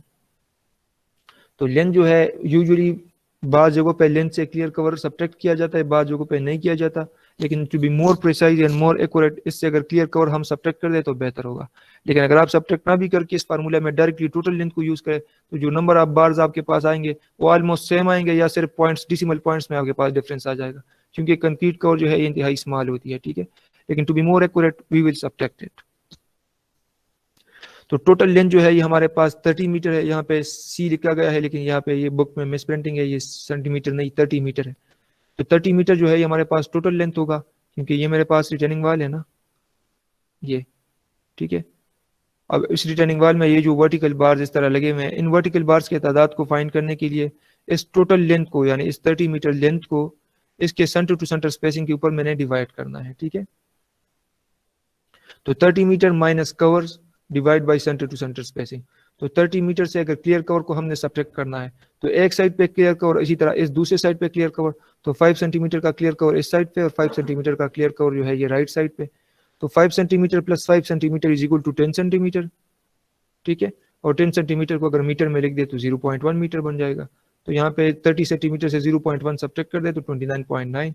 Spacing जो है हमारे पास है 40 centimetre centre to center, meter में 0.4 प्लस 1 फार्मूला का, तादाद हमारे पास हो गई 76। अगर आपके पास 75 पॉइंट लगभग आ रही है तो आप 76 लिख लें। अगर आपके पास 75.2 समथिंग आ रही है तो इन बुक वाले ने इस तरह किया हुआ कि वही 75 लिखा हुआ है, लेकिन आप 76 भी लिख सकते हैं। ठीक है, डजंट मैटर। तो ये हमारे पास बार्स की तादाद हो गई है। बार्स की तादाद कैलकुलेशन में कोई प्रॉब्लम तो नहीं है? Is it clear? Yes sir. अच्छा, अब एक बार की जो है ये हमारे पास लेंथ कितनी होगी, यहाँ पे इस कॉलम्स को देख ले कि नंबर पहले और फिर उसके बाद है लेंथ। ठीक है, तो लेंथ को हम किस तरह कैलकुलेट करेंगे, तो यहाँ पे ये देखिए कि हमारे पास जो है एक बार की हमें लेंथ चाहिए। कौन से बार की लेंथ चाहिए, जिसको ये मैं रेड लाइन से ड्रा कर रहा हूँ। ठीक है, इस बार की मुझे लेंथ चाहिए। तो इस बार की लेंथ को मैं किस तरह से फाइंड कर सकता हूँ, यहाँ से लेके यहाँ तक जो लेंथ है दैट इज 6 मीटर और बेस तक ये फिर 50 सेंटीमीटर है, यानी टोटल लेंथ मेरे पास कितनी है 6.5 मीटर है या नहीं? ये टोटल लेंथ जो है टॉप से बॉटम तक, तो 6 मीटर यहाँ तक है और इसके बाद 50 सेंटीमीटर ये डेप्थ है, तो हमारे पास ये टोटल लेंथ कितनी हो जाएगी यहाँ से लेके यहाँ तक, ये 6.5 मीटर। अब अगर इस 6.5 से मैं क्लियर कवर को सब्ट्रैक्ट कर दूं, कंक्रीट के क्लियर कवर को सब्ट्रैक्ट कर दूं, इस साइड से क्लियर कवर को सब्ट्रैक्ट कर दूं और इस साइड से क्लियर कवर को सब्ट्रैक्ट कर दूं, फिर प्लस कर दूं एक ये वाला हुक प्लस 2 टाइम्स हुक और एक ये वाला हुक यहाँ पे इस साइड पे भी है। ठीक है, तो 2 मैंने हुक्स ऐड कर दिए, प्लस ये 75 सेंटीमीटर जो है ये लेंथ भी मैंने ऐड करना है, ये 75 सेंटीमीटर यानी 0.75 मीटर। तो मेरे पास एक बार का लेंथ आ जाएगा या नहीं? Yes sir. तो 6.5 जो है ये मेरे पास जो है total length minus clear cover जो है, अब टॉप के ऊपर क्लियर कवर जो है हमें बताया गया था ये this is 5 centimetre, 5 centimeter is 0.05।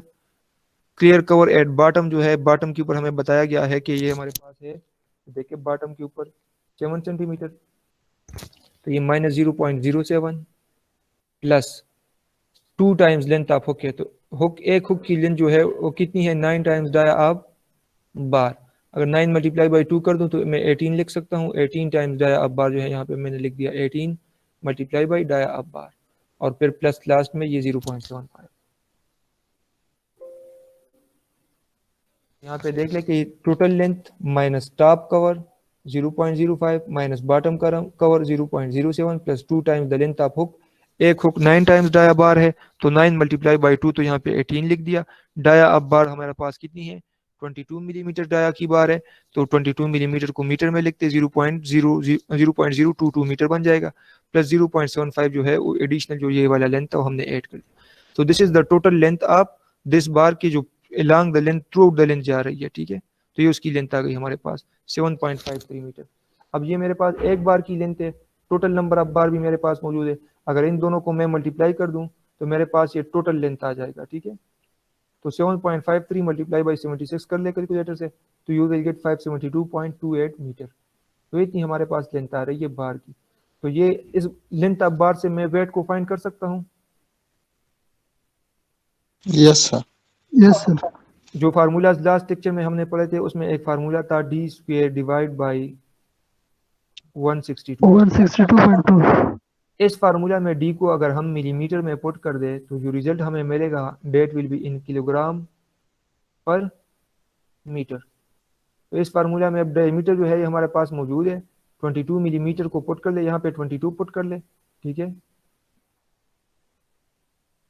22 multiply by 22 क्योंकि डी स्क्वायर है ना तो ये 22 मल्टीप्लाई बाई 22 डिवाइड बाई 162 तो दिस इज 2.98। तो 2.98 जो है ये इस बार का वेट होगा, ये नीचे यहाँ पे लिखा गया है, ठीक है। ये 2.98 kg की वैल्यू कहाँ से आई है हमारे पास, this is basically from D square divide by 162। Formula में डी को mm में पुट करना है, D in mm, result will be in kg per metre. तो एक लेंथ हो गई, तो लेंथ से फिर डायरेक्टली यहाँ पे हम वेट को कैलकुलेट कर लेंगे। अब हमारे पास ये ओ बार्स हो गई जो फुल हाइट के ऊपर जा रही है, ठीक है ना। हमारे पास इस तरह के बार थे ना, एक फुल हाइट के ऊपर जा रही थी, फिर उसमें से ये वाले बार जो है थे यहाँ तक कर्टेल थे, ठीक है। अब ये जो रिमेनिंग बार्स है ये वाले बार्स, इन बार्स को कैलकुलेट कर लेते हैं। तो 22 millimeter dia main bars up to 3.60 meter height, ये देखिए 3.60 मीटर लिखा है। और यहाँ पे जो बुक में अगर आप देख ले बुक में तो वहाँ पे 3.8 लिखी गई है, चूंकि मिस प्रिंटिंग है, ये 3.60 है, ठीक है। अब 3.60 मीटर तक जो बार्स है, अब इन बार्स को तो हमने कंसीडर कर लिया 40 centimetre centre to centre spacing main bars. अब इसके बाद यहाँ से लेके यहाँ तक जो है आपके पास जो है, यहाँ से लेके बेस तक, सॉरी। अब ये जो बार्स है ये रिमेनिंग बार्स, इन बार्स की तो बात हो गई जिसके ऊपर ये मैं रेड लाइन लगा रहा हूँ, ठीक है। इन बार्स की तो बात हो गई, ठीक है।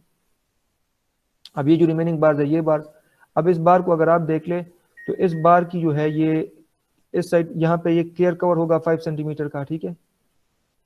और इस बार की जो है इस साइड से स्पेसिंग कितनी है यहाँ से यहाँ तक, तो 20 सेंटीमीटर जो है दो बार्स के दरमियान फासला है और 5 सेंटीमीटर ये हो गया, तो 25 सेंटीमीटर जो है ये सरफेस है, इसकी डिस्टेंस है। और इसी तरह इस बार की जो डिस्टेंस है ये 5 सेंटीमीटर का कवर और 20 सेंटीमीटर जो है ये वाला डिस्टेंस है, तो टोटल 25 बन जाएगा, ठीक है। अब चूंकि इस बार की हम कैलकुलेशन कर रहे हैं, ये बार तो ऑलरेडी हमने किया हुआ है, तो हमें कौन सा लेंथ चाहिए, ये वाला लेंथ, इन बार्स के दरमियान जो लेंथ है ये यहाँ से लेके यहाँ तक। तो इस लेंथ को मैं किस तरह फाइंड कर सकता हूँ, इस टोटल लेंथ से, टोटल लेंथ मेरे पास 30 मीटर है ना। अगर इस टोटल लेंथ से मैं क्लियर कवर को भी सब्ट्रैक्ट कर दूं और ये भी सब्ट्रैक्ट कर दूं, इसी तरह इस साइड पे क्लियर कवर और ये डिस्टेंस सब्ट्रैक्ट कर दूं, यानी 30 centimetre minus 5 centimeter cover on one side minus 5 centimeter cover on other side minus 20 centimetre on left side minus 20 centimetre on right side. तो 30 माइनस 5 सेंटीमीटर 5 तो ये हमारे पास बन जाएगा 29.7 मीटर। इसको मीटर में कन्वर्ट कर लें, 29.5 सॉरी 7 नहीं, 20 plus 20 40 40 plus 10 50 centimeter in meter is 0.5, तो 30 माइनस 0.5 इज इक्वल टू 29.5। तो अब इस लेंथ को जो है मैंने सेंटर टू सेंटर स्पेसिंग के ऊपर डिवाइड करना है। तो अब इन बार्स के दरमियान सेंटर टू सेंटर स्पेसिंग हमारे पास कितनी है, इन बार्स के दरमियान, इस बार के दरमियान और इस बार के दरमियान, क्योंकि हम इन बार्स की बात कर रहे हैं, ठीक है ना।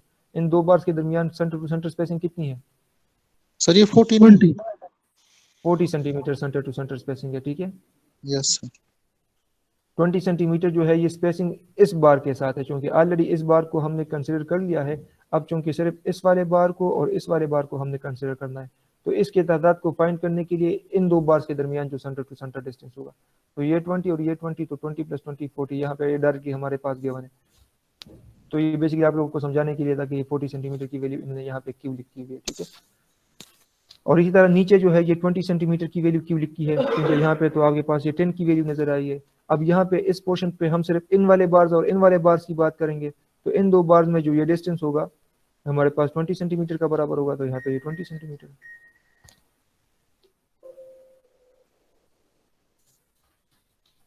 तो अब जो रिमेनिंग बार्स है, ये रिमेनिंग बार्स अप टू कितनी हाइट, 3.6 मीटर हाइट, 22 मिलीमीटर डायमीटर है और spacing 40 centimetre centre to centre है।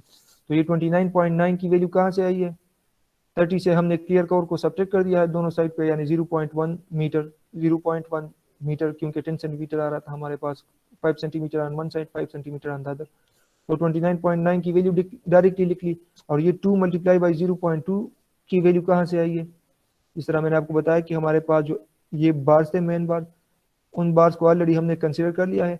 अब इस बार की जो डिस्टेंस है इस साइड से, तो उसमें क्लियर कवर के साथ साथ ये वाला स्पेस भी हमने सब्ट्रैक्ट करना है, ठीक है, ताकि जो रिमेनिंग हमारे पास इन एक्सट्रीम और एक्सट्रीम फाइबर्स के दरमियान, रिबार्स के दरमियान ये लेंथ हमें मिल जाए, ठीक है।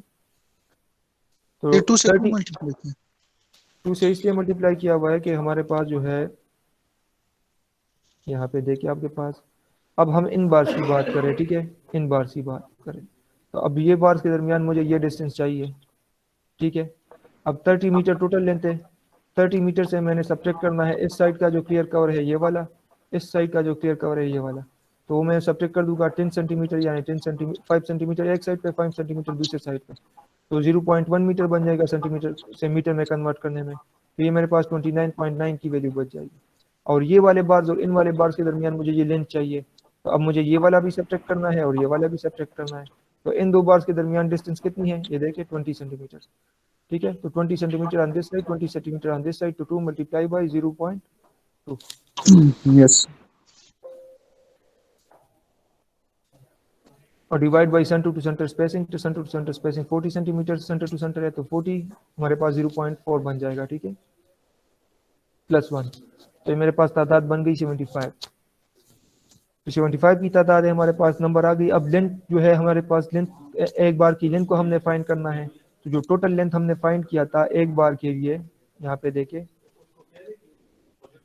तो इस बार के टोटल लेंथ को जो हमने फाइंड किया था, इसमें ये हुक्स वगैरह सब कुछ इंक्लूड थे। अगर इस टोटल लेंथ से मैं सिर्फ ये वाला सब्ट्रैक्ट कर दूं, ठीक है, तो मेरे पास इस बार का लेंथ आ जाएगा, जो ये वाला बार है, आ जाएगा या नहीं। Yes yes sir. तो इस तरह डायरेक्टली जो है यहाँ पे उस प्रीवियस 7.53 की वैल्यू से, उस प्रीवियस 7.53 की वैल्यू से वो वाली वैल्यू में माइनस कर दूंगा, ठीक है ना। अब यहाँ पे ये 3.6 है ना, यहाँ तक ये 3.6 है, ये 3.6 मीटर है, तो ये कितना होगा, टोटल 6 है, ये 3.6, तो ये रिमेनिंग 2.4 बन जाएगा, ठीक है ना। और यहाँ तक 1.2 है, तो ये रिमेनिंग यहाँ तक कितना बनेगा, 4.2। तो यहाँ पे ये कितना बन रहा है, 2.4, तो यहाँ पे 2.4 जो है ये हम सब्ट्रैक्ट कर देंगे, 2.40 मीटर, तो एक बार की लेंथ हमारे पास आ जाएगी। तो अब 5.13 जो है ये कौन से वाले बार हो गए, एक बार थ्रू आउट द लेंथ है और एक बार जो है ये वाले हो गए, ठीक है ना। फिर उसके बाद जो है तीसरे बार जो है उससे भी छोटे बार है, तो उसकी लेंथ इससे भी कम आएगी हमारे पास। तो ये 5.13 मीटर इसकी लेंथ हो गई एक बार की। तो length multiply by the number of bar जो है ये हमारे पास टोटल लेंथ आ जाएगा, ठीक है ना। इन सब बार्स का जो मजमूई लेंथ होगा वो हमारे पास आ जाएगा। सर हुक का लेंथ नहीं सब्ट्रैक्ट करेंगे। ये 7.53 की जो वैल्यू है, इसमें ये कवर, बॉटम कवर, हुक्स और सब कुछ कंसीडर करके हमने 7.53 की वैल्यू कैलकुलेट की है ना। Yes sir. तो अब अगर इस टोटल लेंथ, यानी ये इसकी सिंपल ये बात है ना कि आपके पास ये टोटल एक बार है, नहीं इधर एक हुक नहीं है, ये आपको यहाँ पे इस सेक्शन में आपको गिवन नहीं है ना, यहाँ पे गिवन है। बार के दोनों एंड्स पे आपके पास हुक होंगे, ठीक है ना, यहाँ पे भी हुक होगा और दूसरे एंड पे भी आपके पास, जहाँ पे कर्टेल किया गया है ना वहां पे भी हुक होगा, ठीक है। Yes sir.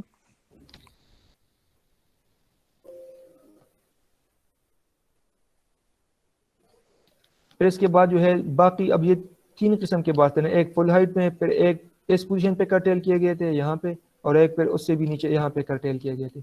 अब जो ये बाकी ये वाले रिमेनिंग बार्स बच गए हैं, तो अब इसमें से 29.9 जो है ये 30 मीटर से क्लियर कवर को सब्ट्रैक्ट करने के बाद 29.9, और ये 2 मल्टीप्लाई बाई 0.1 की वैल्यू कहाँ से आई है, ये देखें यहाँ पे आपके पास के अब इन बार्स की हम बात करें, ठीक है ना, इन बार्स की, ठीक है, ये वाला बार और ये वाला बार। अब इन दो बार्स के दरमियान मुझे जो डिस्टेंस चाहिए, that is total is 30 minus clear cover on one side and the other side 5 centimeter 5 centimeter is equal to 10 centimeter 10 centimeter in meter is 0.1, तो ये मेरे पास वैल्यू आ गई 29.9। अब ये जो है ये डिस्टेंस भी मैंने सब्ट्रैक्ट करना है और ये भी सब्ट्रैक्ट करना है, तो इन दो बार के दरमियान ये देख ले 10 की वैल्यू जो लिखी गई है ये, तो 10 centimeter on this side 10 centimeter on this side, तो -2 मल्टीप्लाई बाई 0.1,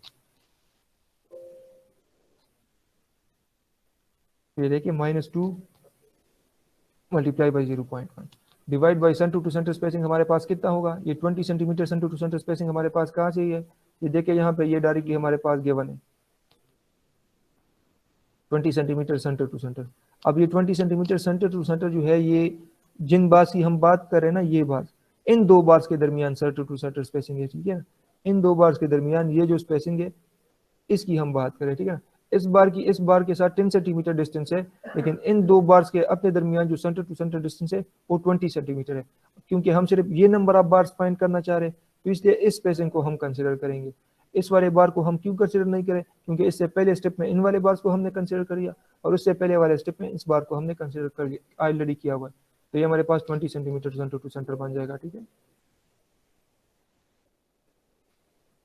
तो नंबर्स हमने कैलकुलेट करे, अगर हमारे पास 150 पॉइंट लगभग इस बुक में इन्होंने ये किया हुआ है ना कि अगर आपके पास 150.2 वैल्यू आ रही है तो 0.2 जो है वो 0 के करीब है, तो उन्होंने 150 लिखी है।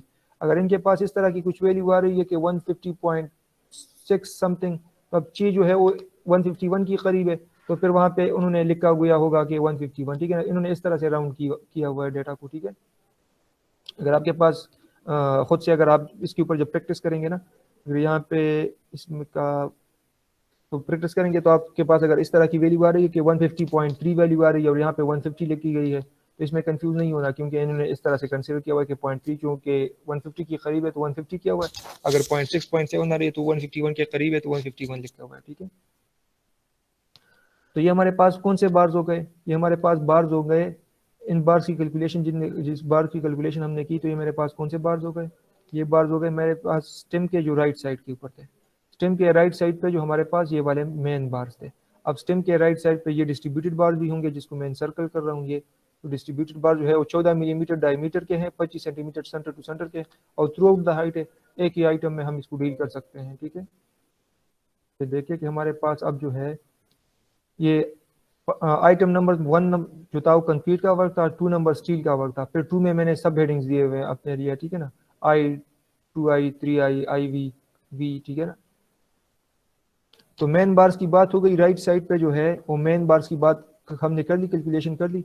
अब राइट साइड पे मेन बार्स के साथ ये जो सर्कल जो नजर आ रहे हैं हमें, ये डिस्ट्रीब्यूटेड बार जो है इसकी भी कैलकुलेशन कर लेते हैं। ये हमारे पास गिवन है कि 42 मिलीमीटर सेंटर टू सेंटर है, 20 डायमीटर है, 25 सेंटीमीटर सेंटर टू सेंटर है, ठीक है।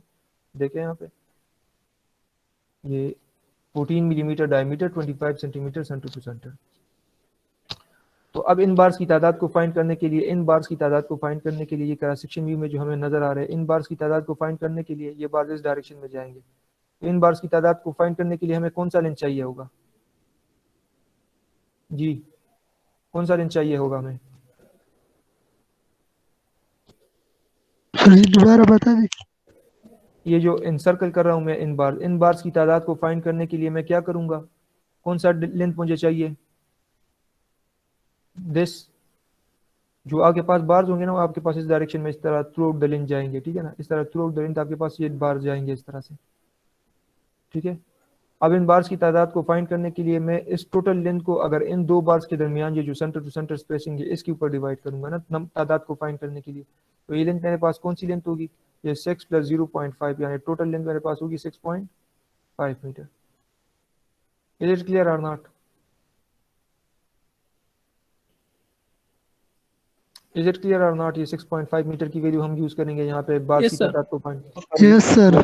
आपके पास जिन बार्स की कैलकुलेशन आपने करनी है, तो बार्स की तादाद को फाइंड करने के लिए, इन बार्स की तादाद को फाइंड करने के लिए, अगर फर्ज करिए आपके पास एक स्लेब की रीइंफोर्समेंट में ड्रा कर दूं प्लेन व्यू में, तो इन बार्स की तादाद को फाइंड करने के लिए इसका जो परपेंडिकुलर डायमेंशन होगा, अब इस बार को ये परपेंडिकुलर डायमेंशन है, ठीक है, तो ये डायमेंशन आपने कंसिडर करना है। तब यहाँ पे ये रीइंफोर्समेंट बार इस डायरेक्शन में जा रही है, तो इसको परपेंडिकुलर ये वाला डायमेंशन होगा। तो अब इस टोटल डेप्थ को अगर मैं इन दो बार्स के सेंटर टू सेंटर स्पेसिंग के ऊपर डिवाइड कर दूंगा, तो मेरे पास तादाद आ जाएगी। तो 6.5 मीटर जो है ये टोटल हाइट है, 0.05 जो है टॉप का कवर सब्ट्रैक्ट कर दिया, और ये 0.07 जो है ये बॉटम का कवर सब्ट्रैक्ट कर दिया। Divide by the centre to centre spacing 25 centimeter. Number of bars हमारे पास आ रहे हैं 26.5। तो 26.5 जो है ये अराउंड में हम लिख सकते हैं 27, ठीक है। एक बार की लेंथ को हम किस तरह कैलकुलेट करेंगे? टोटल लेंथ हमारे पास कितनी है? 30 मीटर। अब ये जो एक बार हमारे पास डिस्ट्रीब्यूटिंग बार है, तो डिस्ट्रीब्यूटिंग बार जो है इस डायरेक्शन में जाएंगी ना थ्रू आउट द लेंथ, ठीक है ना। टोटल लेंथ हमारे पास है 30 मीटर। अब 30 मीटर जो है ये टोटल लेंथ है, और इस टोटल लेंथ पे हमारे पास एक साइड पे भी हुक होगा और इसी तरह दूसरे साइड पे भी हुक होगा। अब यहाँ पे इस बात को देखे जरा कि अब हमारे पास 30 मीटर का लेंथ है, ठीक है ना। टोटल लेंथ जो है ये हमारे पास 30 मीटर का है। तो इज इट पॉसिबल कि 30 मीटर की जो है हमारे पास लेंथ ऑफ बार हो, या 30 मीटर को अगर आप फीट में कन्वर्ट कर ले तो ये लगभग हमारे पास बन जाती है 100 फीट। तो 100 फीट की बार्स आपको लेंथ में मिल जाएगी? नहीं मिलेगी। तो क्वांटिटी एस्टिमेशन के दौरान आपने ओवरलैप्स को कंसिडर करना होता है। तो अब आप हमारे पास ओवरलैप जो है इस बुक में इन्होंने 2 ओवरलैप्स कंसिडर किए हुए, ठीक है, 2 लैप्स जो है ये कंसिडर किए ओवरलैप्स। तो हमारे पास अब एक बार जो है यहाँ तक कंटिन्यू, फिर उसके बाद दूसरा बार थोड़ा सा ओवरलैप, और फिर दूसरा बार, फिर थोड़ा सा ओवरलैप, और तीसरा बार। अब यहाँ पे इस कैंटिलीवर बीम के केस में यहाँ पे जो डिटेल्स हमारे पास गिवन है उसमें इस तरह के बेंडिंग डिटेल्स हमारे पास गिवन है कि आपके पास ओवरलैपिंग के दौरान, ओवरलैपिंग में भी इस तरह नहीं है कि स्ट्रेट बार्स ओवरलैप हो रहे हैं, क्योंकि ओवरलैपिंग के बाद भी इसमें फिर से वही हुक है। तो बार्स के एक एंड और दूसरे इन दोनों में हुक है। तो यहाँ पे टोटल हुक्स कितने होंगे? 1 2 3 4 5 6, क्योंकि 3 बार है ना, और एक एक बार में 2 हुक्स है। तो हमारे पास टोटल हुक्स कितने होंगे? 6 हुक्स होंगे, ठीक है। और ओवरलैप्स हमारे पास कितनी होंगी? 2।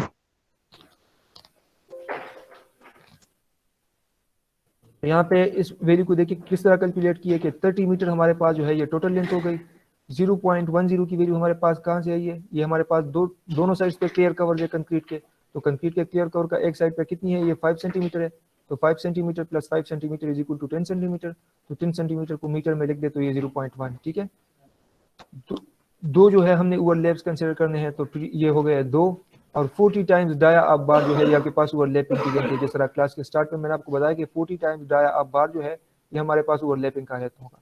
तो 40 मल्टीप्लाई बाई डाया आप बार, तो 40 टाइम्स डाया आप बार जो है ये लैप का लेंथ, और चूंकि 2 ओवरलैप्स है तो ये हमारे पास 2 से मल्टीप्लाई कर दिया। फिर हमारे पास है हुक्स। एक हुक की जो लेंथ है वो हमारे पास बराबर होती है 9 टाइम्स डाया आप बार की। तो ये हो गया 9 मल्टीप्लाई बाई डाया आप बार। डाया आप बार 14 मिलीमीटर है, तो 14 मिलीमीटर को मीटर में लिख दे तो 0.014, और ची क्यू मल्टीप्लाई किया गया यहाँ पे। अब इस बुक को अगर इस एग्जांपल को बुक में आप खुद से पढ़ेंगे तो आपकी ची वैल्यू आप कंफ्यूजिंग है। ये ची वैल्यू कहाँ से आई है, ये 40 की वैल्यू कहाँ से आई है, क्योंकि बुक में यहाँ पे डिटेल्स वगैरह में आपको किसी जगह में बताया गया नहीं है। तो यहाँ पे ये डिटेल्स में इनको पहले से मेंशन कर देना चाहिए था कि 2 ओवरलैप से, और एक ओवरलैप की लेंथ जो है ये 40 डायमीटर है, ठीक है। और जो ओवरलैपिंग पोर्शन है उसमें भी जो है ये हुक्स है, लेकिन यहाँ पे क्रॉस सेक्शन व्यू में हमें नजर नहीं आ रहे। तो ये चीज जो है ये इसलिए है क्योंकि आपके पास जो 3 बार है ना जो ओवरलैप हो रहे हैं, तो हर एक बार में 2 हुक है, तो टोटल हुक जो है हमारे पास 6 बन जाते हैं। तो ये हमारे पास यहाँ पे इसलिए 6 की वैल्यू मल्टीप्लाई है, और 9 टाइम्स डाया आप बार। तो इस तरह हम एक जो है यहाँ पे ये देखिए इन्होंने क्या लिखा हुआ है, यहाँ पे लिखा हुआ है एज्यूमिंग 2 जॉइंट्स, यानी 2 जॉइंट्स का मतलब एज्यूमिंग 2 ओवरलैप्स। हम एक ओवरलैप को भी एज्यूम कर सकते हैं, लेकिन बेटर यही है कि एस्टिमेशन में दोनों ओवरलैप्स एज्यूम कर ले, ताकि जो अगर हमारे पास एक ओवरलैप से फिर काम कंप्लीट ना हो पा रहा हो, ताकि पहले से हमने उसकी कैलकुलेशन इंक्लूड की हुई हो, ठीक है। तो इसलिए यहाँ पे एज्यूमिंग 2 जॉइंट्स है। तो इसको कैलकुलेट करें तो हमारे पास ये वैल्यू आ जाएगी 31.52 मीटर। अब मेरे पास टोटल दीवार की, टोटल रिटर्निंग वार की जो लेंथ है दैट इज 30 मीटर, और जो एक बार की लेंथ आ रही है वो मेरे पास 31.52 मीटर आ रही है। टोटल दीवार की लेंथ से भी मेरे पास ज्यादा आ रही है, ऐसा क्यों, वाई?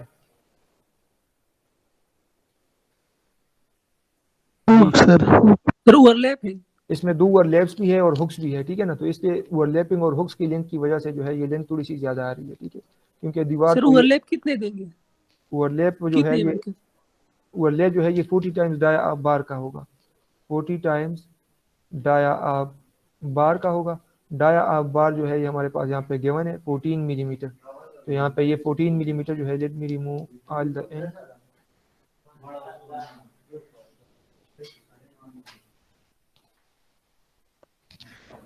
सर इधर तो L/3 L/4 का नहीं है। उर्दू 1 में 2 स्लैब में होता है। ये नहीं, वो L/3 और L/2 जो आप बात करें ना, वो कटिंग लेंथ होती है जो कर्टेलमेंट के लिए यूज होती है, वो डिफरेंट चीज है, वो लेट लेंथ नहीं है, ठीक है।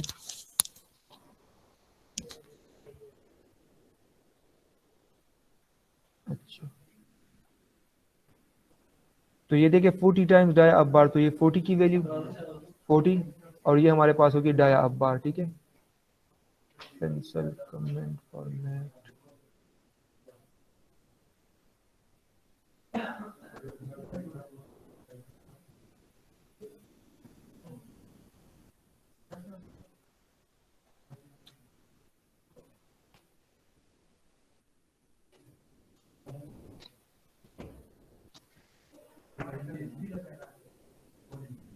तो ये 40 टाइम्स डाया अब बार जो है ये मेरे पास एक ओवरलैप का लेंथ है, 40 टाइम्स डाया अब बार, ठीक है। तो डाया अब बार जो है ये मेरे पास 14 मिलीमीटर का यहाँ पे गिवन है, 14 मिलीमीटर का, ठीक है। तो यहाँ पे हमने 14 मिलीमीटर को मीटर में लिख दिया 0.014, और चूंकि हम दो ओवरलैप से ज्यूम कर रहे हैं तो यहाँ पे 2 से हमने मल्टीप्लाई कर दिया। Is it clear? Yes sir. अच्छा, अब चूंकि ये तो हमारे पास राइट साइड की बात हो गई, यहाँ पे देखें कि यहाँ पे लिखा हुआ है स्टील बार्स में पहले स्टेम के बात कर लेते हैं और स्टेम में फिर राइट साइड की बात कर लेते हैं, ठीक है। 1 मिनट में इसको दोबारा से ओपन कर लेता हूँ।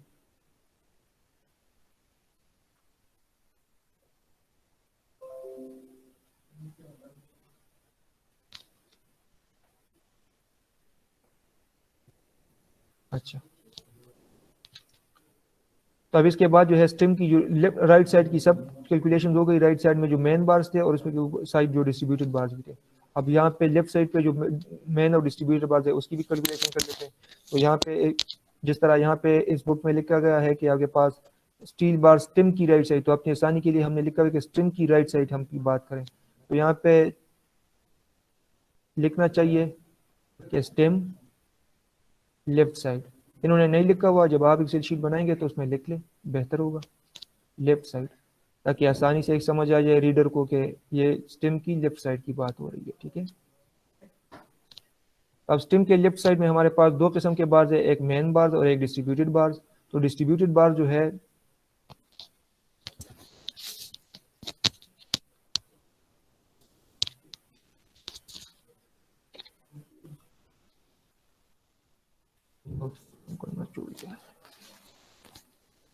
अच्छा, तो एक हमारे पास मेन बार्स है और एक हमारे पास डिस्ट्रीब्यूटेड बार्स है। तो ये जो बार्स है vertical bar, these are main bars vertical bars, और ये जो इन सर्कल में हमें नजर आएंगे स्टेम में, दीज आर डिस्ट्रीब्यूटेड बार्स। तो ये डिस्ट्रीब्यूटेड बार्स होकर ये मेन बार्स की कैलकुलेशन हो गई।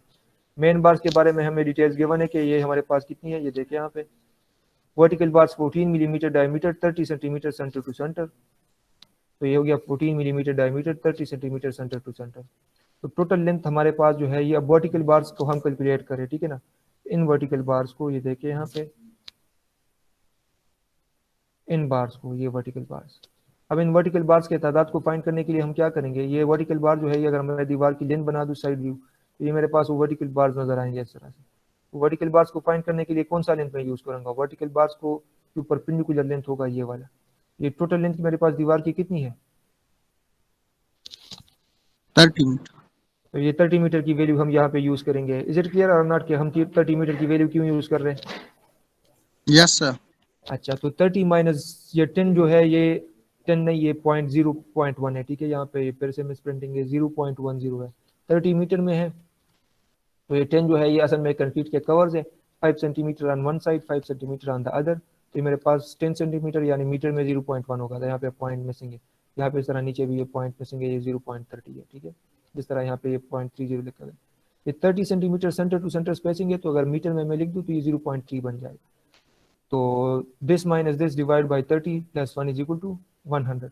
30 माइनस 0.1 ये हमारे पास बन जाएगा 29.9 डिवाइड बाई 30 प्लस 1 कर ले, आपके पास तादाद आ जाएगी 101। एक से एक तादाद हमारे पास बार सी आ गई। एक बार की लेंथ को हम इस तरह कैलकुलेट करेंगे। अब जो वर्टिकल बार है ये वाला बार, अब ये वर्टिकल बार को लेंथ को कैलकुलेट करने के लिए जो है हम क्या करेंगे, यहाँ पे देखिए आपके पास जो है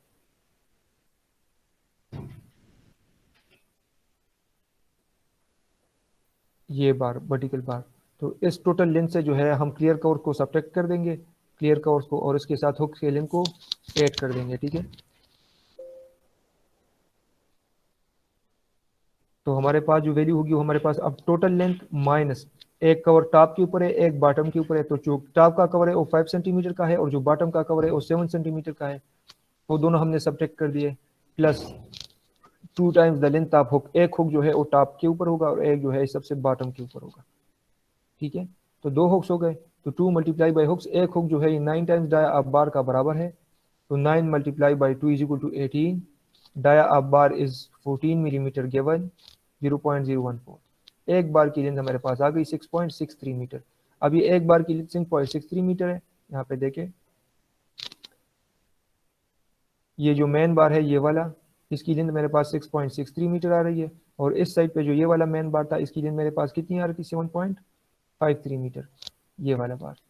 क्यों? क्योंकि यहाँ पे अगर डिटेल्स में आप देखें तो इस वाले बार को यहाँ पे इस तरह से बेंड किया गया था, इसमें ये 75 सेंटीमीटर की एडिशनल एक लेंथ भी थी, ठीक है।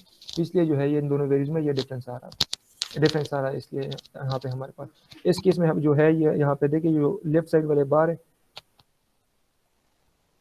ये, तो इसमें ये एडिशनल कोई लेंथ नहीं है, बस ये इस पे यहाँ पे सिर्फ एक लेंथ के ऊपर आपके पास हुक होगा, ठीक है। तो इसकी लेंथ आ गई तो टोटल लेंथ हमारे पास कैलकुलेट हो जाएगी।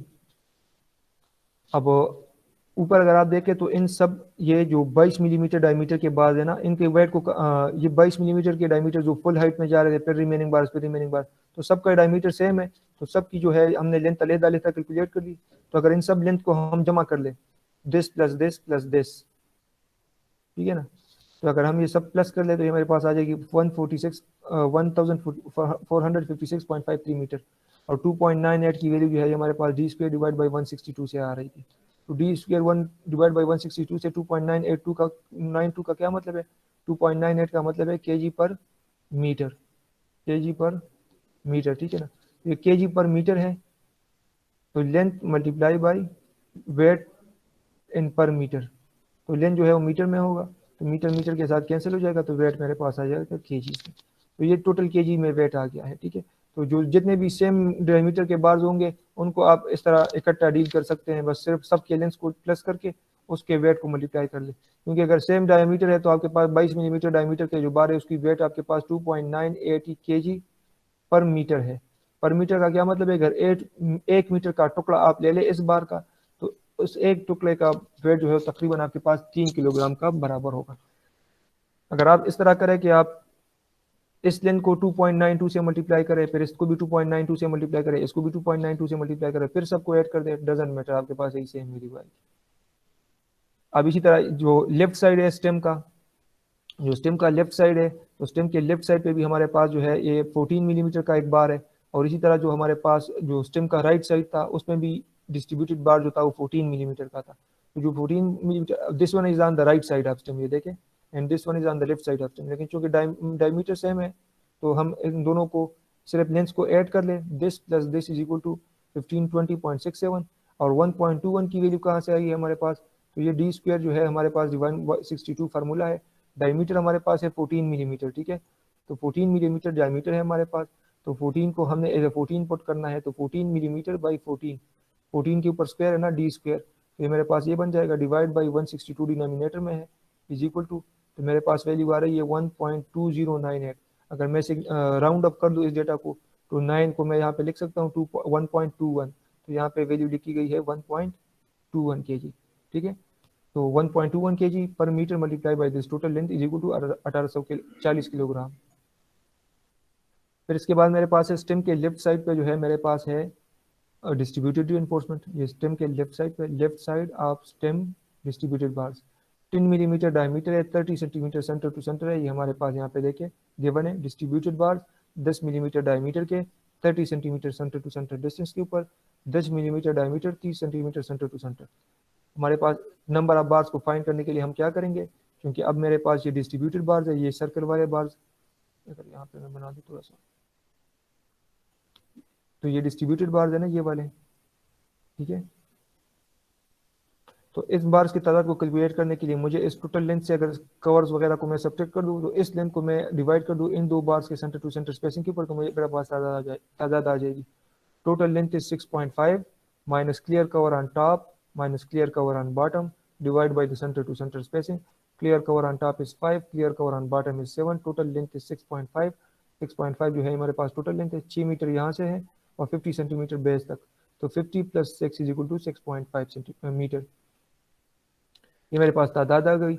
एक बार की लेंथ को हम किस तरह फाइंड करेंगे, ये 31.06 की लेंथ हमारे पास कैसे आई है। अब ये जो डिस्ट्रीब्यूटेड बार होगा, ये बार, तो अब ये अगर मैं इस तरह से इसकी एक 3 डायमेंशनल व्यू बना दूं,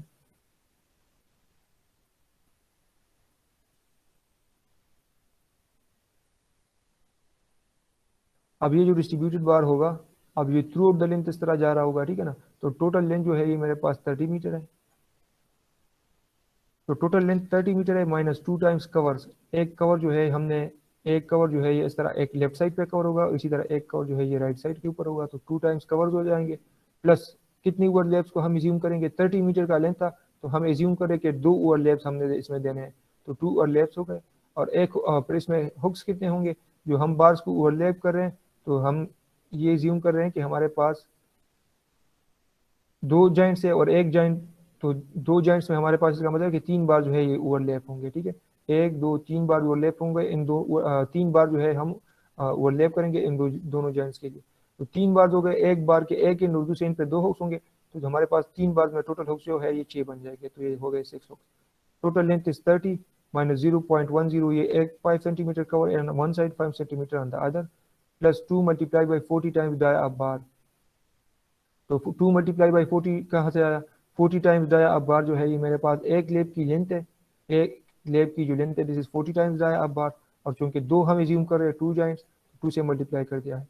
डाया ऑफ बार हमारे पास इस केस में कितनी है, 10 मिलीमीटर की डाया बार है, तो 10 मिलीमीटर को मीटर में लिख दे तो 0.01 plus 6 multiply by 9 multiply by ये, तो ये 9 times diameter of bar is the length of one hook, और हुक्स की तादाद हमारे पास है 6, ये मेरे पास वैल्यू आ जाएगी 31.06 मीटर, ठीक है। तो 31.06 जो है ये मेरे पास एक बार की लेंथ है, ठीक है। तो टोटल लेंथ हम इस तरह फाइंड कर लेते हैं, length of one bar multiply by the number of bars. तो length of bars multiply by the number of bar जो है ये मेरे पास टोटल लेंथ आ गई। तो इस टोटल लेंथ से फिर मैं डायरेक्टली वेट को कैलकुलेट कर सकता हूँ। तो ये हमारे पास स्टेम की जो राइट साइड और लेफ्ट साइड थी उसकी कहानी कंप्लीट हो गई कि स्टेम की राइट साइड पे हमारे पास मेन बार्स और डिस्ट्रीब्यूटेड बार, इसी तरह लेफ्ट साइड पे मेन बार और डिस्ट्रीब्यूटेड बार्स। अब हमारे पास जो बेस स्लैब है, तो बेस स्लैब में हमारे पास 2 जगह है, एक को कहा जाता है टो और एक को कहा जाता है हील। जो टो के डिटेल हमारे पास गिवन है, टो को देखे, ये हमारे पास है टो, ठीक है ना, इस साइड पे। तो टो में ये रीइंफोर्समेंट है, अब इस रीइंफोर्समेंट को देखे, और ये हमारे पास है हील, हील में टॉप साइड के ऊपर रीइंफोर्समेंट है। तो यहाँ पे इसी डायमेंशन को मैं डिस्कस कर लेता हूँ। अब ये जो है टॉप के ऊपर ये जो बार है, this bar is the main बार, ठीक है। ये मेन बार है, 16 मिलीमीटर डायमीटर का है, 10 सेंटीमीटर जो है ये सेंटर टू सेंटर स्पेसिंग होगा। इस बार की तादाद को फाइंड करने के लिए जो टोटल 30 मीटर का लेंथ होगा उसको हमने यूज करना होगा, ठीक है ना, क्योंकि इस डायरेक्शन में इस तरह throughout the length 30 meter तक जाएगी। तो 30 मीटर का जो लेंथ है वो हम यूज करेंगे। एक बार का लेंथ हम किस तरह कैलकुलेट करेंगे, तो एक बार के लेंथ को यहाँ पे मैं बता देता हूँ कि एक बार की लेंथ जो है, अब इस एक बार की लेंथ को मैं किस तरह कैलकुलेट करूंगा, यहाँ से लेके जो यहाँ तक के डिस्टेंस है दिस इज 165 सेंटीमीटर, और यहाँ से लेके यहाँ तक जो डिस्टेंस है दिस इज 0.6 मीटर यानी 60 सेंटीमीटर है, ठीक है। तो दिस प्लस दिस जो है ये हमारे पास टोटल लेंथ आ जाएगा। लेकिन यहाँ पे ये बार जो है ये थोड़ा सा एक्सटेंडेड है इस कंक्रीट में, इस साइड से थोड़ा सा एक्सटेंडेड पोर्शन है। तो यहाँ पे इसके बारे में हमें यहाँ पे क्लियर कट बताया गया नहीं है, वहाँ पे फिर कैलकुलेशन में इन्होंने लिखा हुआ है कि 25 सेंटीमीटर तक एक्सटेंडेड है, ठीक है। तो 25 सेंटीमीटर की वैल्यू वहाँ पे डायरेक्टली लिखी गई है। एक minute, let me show you.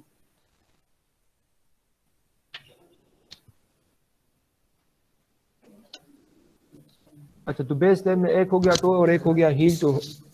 To में हमारे पास जो डिस्ट्रीब्यूटेड बार्स होंगे और मेन बार्स भी होंगे, इसी तरह हील में भी अब हमारे पास मेन बार्स और डिस्ट्रीब्यूटेड बार्स होंगे। तो जो बेस स्लैब में हमारे पास डिस्ट्रीब्यूटेड बार्स है टो में, और डिस्ट्रीब्यूटेड बार्स जो हील में है, उन दोनों को पहले डील किया हुआ है, और फिर उसके बाद जो है मेन बार्स टो में, मेन बार्स हील में, उन दोनों को इकट्ठा डील किया गया है। वो इसलिए क्योंकि इसमें 16 मिलीमीटर डायमीटर है, ये भी 16 मिलीमीटर डायमीटर है, तो इन दोनों को यहाँ पे इकट्ठा कैलकुलेट करने के लिए इन दोनों को यहाँ पे डील किया गया है, टो के मेन बार और हील के मेन बार्स को। और इसी तरह जो टो के डिस्ट्रीब्यूटेड बार्स है और हील के डिस्ट्रीब्यूटेड बार्स है, चूंकि डायमीटर सेम है तो उन दोनों का अलहदा डील किया गया है। तो अब टो के जो डिस्ट्रीब्यूटेड बार्स है, उस एक डिस्ट्रीब्यूटेड बार की लेंथ जो है वो कितनी होगी, ये आ जाए यहाँ पे ड्राइंग में। ये हमारे पास है टो, और टो में जो है ये हमारे पास कौन सी बार है, ये वाला इन सर्कल जो मैं कर रहा हूँ, these are the distributed bars.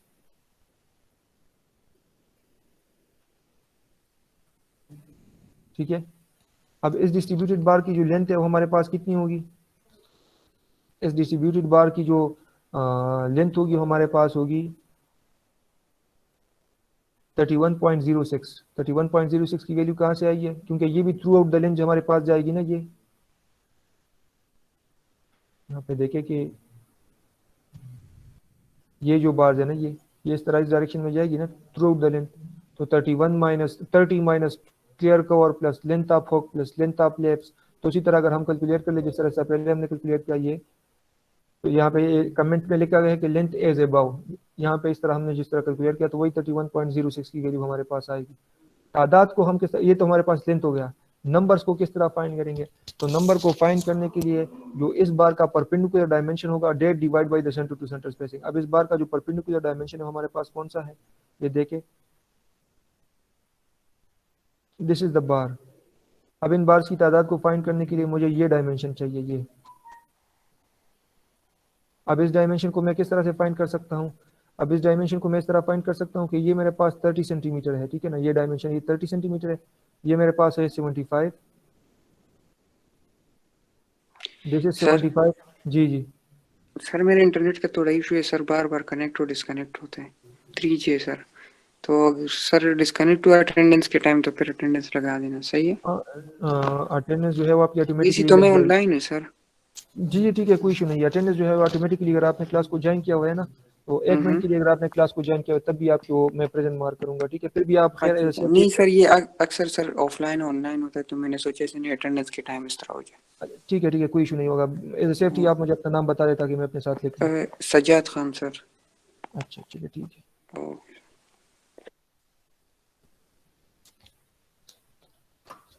अच्छा, अब मुझे ये लेंथ चाहिए, तो ये मेरे पास 75 सेंटीमीटर बेस के ऊपर, ये मेरे पास कितनी है, ये 60 सेंटीमीटर है, और यहाँ से यहाँ तक ये कितनी है, ये 30 सेंटीमीटर है। तो this value plus this value plus this value, ठीक है, ये मेरे पास टोटल लेंथ होगा। अब चूंकि 75 प्लस 60 प्लस 30, ठीक है। और यहाँ पे इस साइड पे देखें तो इन 2 बार्स की साइड पे, इस साइड पे हमारे पास क्या होगा, कंक्रीट का क्लियर कवर होगा या नहीं होगा, ठीक है। और इस साइड पे हमारे पास कंक्रीट का क्लियर कवर को हम कंसीडर करेंगे। जी no sir. No sir, exactly no. क्यों, वो इसलिए क्योंकि यहाँ तक ये बार यहाँ तक कंटिन्यूड है, एंड तक कंटिन्यूड नहीं है। इसके बाद तो पूरा का पूरा एक कंक्रीट बचा हुआ है। यहाँ पे इस बार की टोटल लेंथ को मैंने फाइंड करना है, तो इस टोटल लेंथ को फाइंड करने के लिए यहाँ तक, यहाँ से डायमेंशन मैंने फाइंड कर लिया।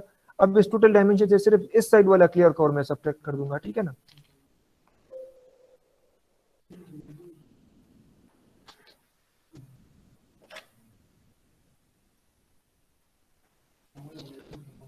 तो 75 सेंटीमीटर जो था ये हमारे पास, ये वाला 60 सेंटीमीटर बेस था और 30 सेंटीमीटर एक्सटेंडेड पोर्शन था, तो ये टोटल हो गया। और इस टोटल से मैं इस साइड का जो क्लियर कवर था वो मैंने सब्ट्रैक्ट कर दिया, तो ये एक साइड से क्लियर कवर हमने सब्ट्रैक्ट कर दिया। Divide by the centre to centre spacing 25 centimeter centre to centre है यानी 0.25 प्लस 1, तो हमारे पास तादाद आ गई है 7, यानी 7 जो है वो हमारे पास डिस्ट्रीब्यूटेड बार्स होंगे जो इस तरह थ्रू आउट द लेंथ जाएंगे हमारे पास टो में, और इसके ऊपर इस तरह पे मेन बार्स लगे होंगे, और लेंथ जो है ये हमारे पास 31.06 होगी। तो this value multiply by this, ये हमारे पास टोटल लेंथ आ जाएगी। अब डिस्ट्रीब्यूटेड बार्स जो कि टॉप हील के ऊपर है, ठीक है, अब जो हील में है, हील में जो आपके पास डिस्ट्रीब्यूटेड बार्स है उसकी तादाद को हम किस तरह फाइंड करेंगे, तो हील में जो टॉप बार्स हमारे पास लगे हुए हैं यहाँ पे, ये देखें हील में जो डिस्ट्रीब्यूटेड बार्स है ये बार्स, तो इन बार्स की तादाद को फाइंड करने के लिए मैं क्या करूंगा, इन बार्स को तादाद को मैंने ये इस डायरेक्शन में जाएगी, तो इन बार्स की तादाद को फाइंड करने के लिए मुझे ये डायमेंशन चाहिए, ठीक है। अब ये डायमेंशन मेरे पास कितना होगा, 165 सेंटीमीटर जो है ये मेरे पास यहाँ पे गिवन है कि दिस इज 165 सेंटीमीटर, ये 75 गिवन है, तो ये टोटल 300 है, 75 165 को एक्सक्लूड करके ये मेरे पास यहाँ पे 160 सेंटीमीटर की बन रही है, तो 165 प्लस 60 सेंटीमीटर जो है ये मेरे पास होगा, यानी 1.65 मीटर प्लस 0.6 मीटर, ये मेरे पास टोटल लेंथ हो जाएगी, ठीक है। और इसमें जो है यहाँ पे ये इसमें जो है ये यहाँ पे क्लियर कट हमें मेंशन नहीं है, लेकिन यहाँ पे इस कैलकुलेशन के दौरान जो है बुक में ये देखे कि ये 1.56 जो है ये बुक में 1.56 लिखा गया है, ठीक है, ये 1.56 नहीं है, ये 1.65 है, ठीक है ना, ये मैंने हाईलाइट किया हुआ है यहाँ पे, ये दिस इज 1.65 नॉट 1.56। फिर ये प्लस 0.6 जो था ये तो बेस का वेट था। अब ये प्लस 0.25 की वैल्यू उन्होंने कहाँ से पिक की हुई है, इसके बारे में उन्होंने क्लियर कट यहाँ पे ड्राइंग में बताया नहीं है, लेकिन ये 0.25 की वैल्यू जो है ये असल में हमारे पास है,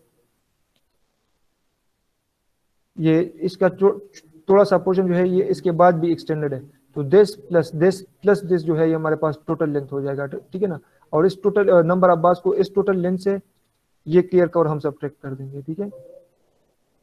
तो ये मेरे पास total length 1.65 plus 0.6 plus 0.25 minus clear cover on only one side, ठीक है, and divide by the centre to centre spacing 20 centimetre centre to centre, ये हमारे पास तादाद आ जाएगी डिस्ट्रीब्यूटेड बार्स की।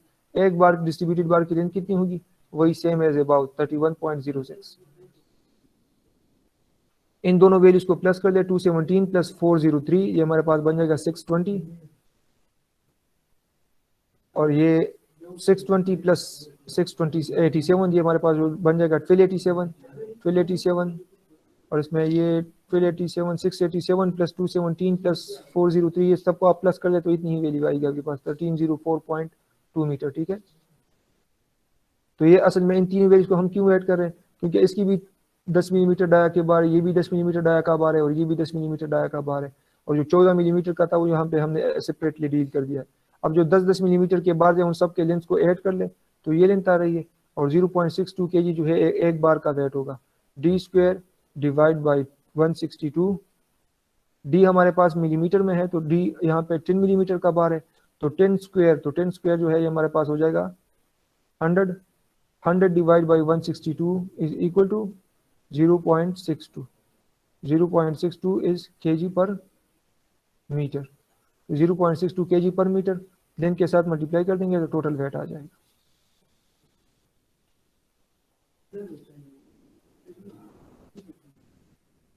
अब टो और हील में जो है डिस्ट्रीब्यूटेड बार्स की बात हो गई। अब हमारे पास सिर्फ मेन बार्स बचे हैं कि मेन बार्स हमारे पास कितने होंगे, तो मेन बार जो है ये हमारे पास ये वाले मेन बार्स है, ये जो these are the main bars, ठीक है ना। ये अब इन मेन बार्स की तादाद को फाइंड करने के लिए जो है ये मेन बार इस तरह थ्रू आउट द रेंज जाएगी, तो दिस टोटल लेंथ जो है इस टोटल लेंथ को हम कंसीडर करेंगे 30 मीटर को, और इसी तरह इसके लिए भी 30 मीटर जो टोटल लेंथ होगा, क्योंकि इस डायरेक्शन में इस तरह थ्रू आउट द लेंथ जो है ये जाएगी, ठीक है। Total length is 30 metre minus clear cover on one side and clear cover on the other side, दोनों का बन जाता है हमारे पास 10 सेंटीमीटर, तो 10 सेंटीमीटर यानी 0.1 divide by the centre to centre spacing, हमारे पास यहाँ पे तादाद आ गई 200। अगर 200.2 समथिंग आ रही है तो इनमें राउंड अप में 200 लिखा हुआ है, आप 201 भी लिख सकते हैं, डजंट मैटर, ठीक है। एक बार की जो लेंथ है वो हमारे पास कितनी है, एक बार की लेंथ को हम किस तरह कैलकुलेट करेंगे, तो एक बार की जो लेंथ है वो हमारे पास है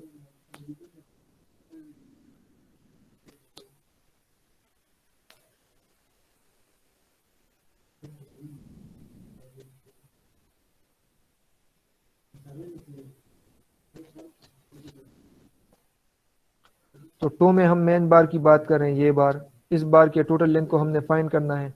तो 75 centimetre plus 60 centimetre plus this 30 centimetre, तो ये हमारे पास टोटल लेंथ बन जाएगा, ठीक है ना, एक बार का। और इसे क्लियर कवर को सब्ट्रैक्ट कर देंगे, ये हमारे पास टोटल लेंथ आ जाएगा this plus 60 centimetre plus 30 centimetre minus clear cover. तो ये देखिए कि लेंथ जो है हमारे पास 0.75 प्लस 60 जो है वो हमारे पास स्टेम की जो बेस थी ये 75 सेंटीमीटर, यहाँ तक ये स्टेम की बेस 60 सेंटीमीटर, ये extra 30 centimetre minus clear cover. तो और प्लस 18 टाइम्स ये कहाँ से आई है, तो 18 टाइम्स हमारे पास दो हुक्स होंगे, एक बार के एक एंड पे और दूसरे एंड पे, तो 9 टाइम्स डाई ऑफ बार। तो 9 टाइम्स डाई ऑफ बार जो है एक हुक का लेंथ है, तो 9 multiply by 2 is 18, dia of bar is 16 millimetre, तो यहाँ पे हमने लिख दिया 16 की जगह 0.016, तो एक बार की लेंथ हमारे पास आ गई 1.89। 1.89 मल्टीप्लाई बाई 200 तो हमारे पास हो गया 378 मीटर। सिमिलरली हमारे पास जो मेन बार्स है हील के, ये टो के हो गए, ये हील के, तो हील के जो मेन बार्स होंगे हमारे पास 30 minus clear cover divide by centre to centre spacing, यहाँ पे सेंटर टू सेंटर स्पेसिंग जो है 10 सेंटीमीटर सेंटर टू सेंटर है। तो नंबर हम फाइंड कर लेंगे, 300 नंबर्स आ रही है, एक बार की लेंथ को फाइंड कर लेंगे, 1.65 प्लस 1.65 जो था ये स्टेम था मेरे पास, यहाँ से लेके यहाँ तक ये 1.65 ये स्टेम की वेट थी, ये 0.25 एक्सटेंशन थी, minus 0.05 clear cover on this side, plus 18 times dia of bar, this is 2 times the length of one hook, 9 times dia of bar. एक बार की लेंथ मेरे पास आ रही है 2.74 metre, this multiply by this is equal to 822, तो 822 metre हमारे पास length आ गई। तो हमारे पास अब जो है ये 16 मिलीमीटर डाई बार से पहले आप देखें तो ये 10 मिलीमीटर के सब को अलहदा हमने डील कर दिया। अब ये 16 मिलीमीटर डिस्ट्रीब्यूटर मेन बार्स है टो के और 16 मिलीमीटर मेन बार्स है टॉप के, तो इन दोनों के लेंथ को ऐड कर देते, तो 822 plus 378 is equal to 1200 metre. और एक बार का जो वेट है वो हमारे पास 1.58 की वैल्यू कहाँ से आई है, तो एक बार का जो वेट है formula is D square divide by 162। D को हम यहाँ पे मिलीमीटर में पुट करेंगे, तो डी को मिलीमीटर में पुट कर ले तो मिलीमीटर ये 16 की वैल्यू है, ठीक है। तो मिलीमीटर जो है ये हमारे पास है 16 स्क्वायर, तो यानी 16 multiply by 16 divide by 162 equal to 1.58 जो है ये मेरे पास वैल्यू आ रही है, ठीक है। तो 1.58 kg पर मीटर, तो यहाँ पे देखिए कि मेरे पास है 1.58 kg पर मीटर है, तो 1.58 ये मेरे पास kg पर मीटर का मतलब ये है कि वेट पर मीटर, तो अगर मैं टोटल लेंथ के साथ मल्टीप्लाई कर दूँ तो मेरे पास टोटल वेट आ जाएगा। अब अगर इन सब वैल्यूज को आप ऐड कर ले 1896, इसी तरह ये 808, इसी तरह ये 1840, इन सब वैल्यूज को अगर हम प्लस कर ले, हमारे पास जो डिफरेंट वेट्स आ रहे थे सब बार्स के लिए, डिफरेंट डाया बार्स के लिए, उन सबको अगर हम ऐड कर ले तो हमारे पास आ रही है 8884.46 kgs। अगर क्विंटल में हम कन्वर्ट कर दे तो एक क्विंटल जो है 1 quintal is equal to 100 kg,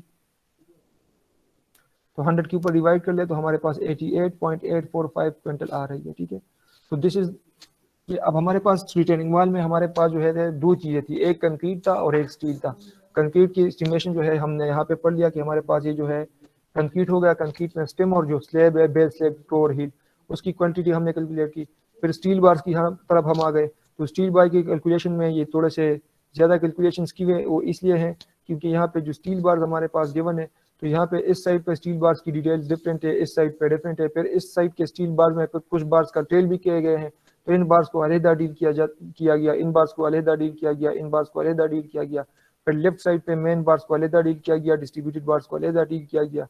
इस तरह टो के ऊपर जब हम आ गए तो टो में भी हमारे पास जो है एक मेन बार्स हो गए, एक डिस्ट्रीब्यूटेड बार्स हो गए, तो अलहदा अलहदा दोनों के लिए कैलकुलेशन की क्योंकि लेंथ वगैरह डिफरेंट होंगे आपके पास डायमेंशन। इसी तरह हील के लिए तो इन सारे कैलकुलेशन करने के बाद हमारे पास टोटल वेट आ गया। अब now we are in a position to prepare the abstract of estimate. तो एब्स्ट्रैक्ट ऑफ एस्टीमेट जो है इंतहाई आसान है, क्यों? क्योंकि हमारे पास सिर्फ दो चीज़ें हैं, एक हमारे पास है आरसीसी वर्क कंक्रीट का और एक हमारे पास है स्टील बार्स। तो स्टील बार्स के टोटल वेट को हमने फाइंड कर दिया कि हमारे पास ये 88.845 जो है ये क्विंटल आ रही है। यहाँ पे हमने वैल्यू लिख दी। वो जो प्रॉपर तरीका है यहाँ पे, ये तो बुक में इस तरह बनाया गया, इस तरह भी आप बना सकते हैं, डजंट मैटर, लेकिन जो प्रॉपर फॉर्मेट था वो ये था कि आपके पास जो है यहाँ पे हम लिख देते हैं सीरियल नंबर, फिर यहाँ पे डिस्क्रिप्शन लिख देते हैं कि अब आपके पास आरसीसी का वर्क है। यहाँ पे फिर हम ये लिख देते हैं कि यूनिट हमारे पास क्या है, तो यहाँ पे आरसीसी की जो यूनिट है वो हमारे पास इस केस में मीटर क्यूब है। यहाँ पे फिर हम क्वांटिटी लिख देते थे, तो क्वांटिटी हमारे पास 117 क्यूबिक है, तो 117। फिर यहाँ पे हम लिख देते थे कि पर यूनिट कास्ट जो है ये पर यूनिट कितनी है, तो पर यूनिट कास्ट यहाँ पे लिख देते हैं कि बरस है हमारे पास 675 रुपये है, जिस तरह इस केस में है। और फिर यहाँ पे टोटल कास्ट हम लिख देते हैं, this multiply by the quantity हमारे पास यहाँ पे कास्ट आ जाएगा, ठीक है। तो 117 क्यूबिक की हमारे पास कंक्रीट का वर्क है और 88 क्विंटल की हमारे पास स्टील का वर्क है। 117 जो है ये हमारे पास यहाँ पे देखिए 117 क्यूबिक का हमारे पास कंक्रीट का वर्क है। तो अब 117 क्यूबिक कंक्रीट का वर्क जो है एट द रेट 675 रुपये per cubic, 675 rupees per cubic as per this book. ये बुक पता नहीं कौन से ईयर में बनाया गया है, दूसरा ये कि बुक भी इंडियन है, तो ये कास्ट जो है ये पाकिस्तानी मार्केट के मुताबिक, पाकिस्तानी और आजकल के मार्केट के मुताबिक डिफरेंट कास्ट होगा, ठीक है। तो ये कास्ट जो है ये डायरेक्टली हम 1:2:4 कंक्रीट के लिए मार्केट रेट सिस्टम या कंपोजिट स्केड्यूल आप रेट से पिक कर सकते हैं। तो 675 जो है ये हमारे पास पर क्यूबिक जो है कास्ट है। अब ये 675 जो है पर क्यूबिक कास्ट है, इंक्लूडिंग क्या, ये हमारे पास कौन सा कास्ट है, कंपोजिट कास्ट। कंपोजिट कास्ट का क्या मतलब है कि इसमें हमारे पास मटेरियल का कास्ट भी इंक्लूडेड है, साथ साथ लेबर का कास्ट भी इंक्लूडेड है, और साथ साथ जो है जिस तरह इसके साथ लिखा गया है कि इसमें हमारे पास शटरिंग का कास्ट भी जो है ये हमारे पास इसमें इंक्लूडेड है, ठीक है। तो 675 रुपये पर क्यूबिक कास्ट है, टोटल क्यूबिक 117 है, दिस मल्टीप्लाई बाई दिस हमारे पास इतना कास्ट आ जाएगा। 88.845 का हमारे पास क्विंटल का वर्क है, 15 रुपये पर क्विंटल अगर हमारे पास कास्ट है, तो दिस मल्टीप्लाई बाई दिस हमारे पास कास्ट आ जाएगा, दिस मल्टीप्लाई बाई दिस तो टोटल कास्ट आ जाएगा। एंड एडिंग 5% पर contingencies and work charge establishment, तो अगर 5% इसका हम अमाउंट निकाल ले तो ये बन रहा है, उन दोनों को हम ऐड कर दें तो this is the grand total. तो इस रिटेनिंग वॉल के ऊपर जिस वक्त ये बुक बनाया गया है और उन्होंने जो इंडिया वालों ने जो जिस अतर ने लिखा है उस कास्ट के मुताबिक उस वक्त की जो कास्ट बन रही थी वो बन रही थी 1,30,966 रुपये, ठीक है। अगर हम आज के हिसाब से अगर इसको कैलकुलेट कर ले तो पाकिस्तानी रेट्स के हिसाब से अब वही सेम वॉल्यूम होगा, सेम चीज़ें हैं, लेकिन यहाँ पे 675 के बजाय हमारे पास अगर पाकिस्तानी मार्केट में इसकी परस करें आजकल के मार्केट के हिसाब से 1000 रेट है, और जो क्विंटल के हिसाब से रेट है पाकिस्तानी मार्केट में आजकल के हिसाब से परस करें तो क्विंटल हमारे पास आजकल के हिसाब से होगा 1 kg हमें 100 की मिल रही है ऑलमोस्ट, तो 100 kg हमें कितने का मिलेगा, 10,000 का। तो एक क्विंटल जो है हमारे पास कास्ट जो होगा वो 10,000 का होगा, तो 10,000 मल्टीप्लाई बाई 88 जो है हमारे पास कितने बन जाएंगे, 80,000 यानी 8,80,000 बन जाएंगे। तो इन दोनों को फिर आप ऐड कर ले तो पाकिस्तानी मार्केट में आपके पास इसकी कास्ट आ जाएगी, ठीक है। तो is it clear? Yes, sir.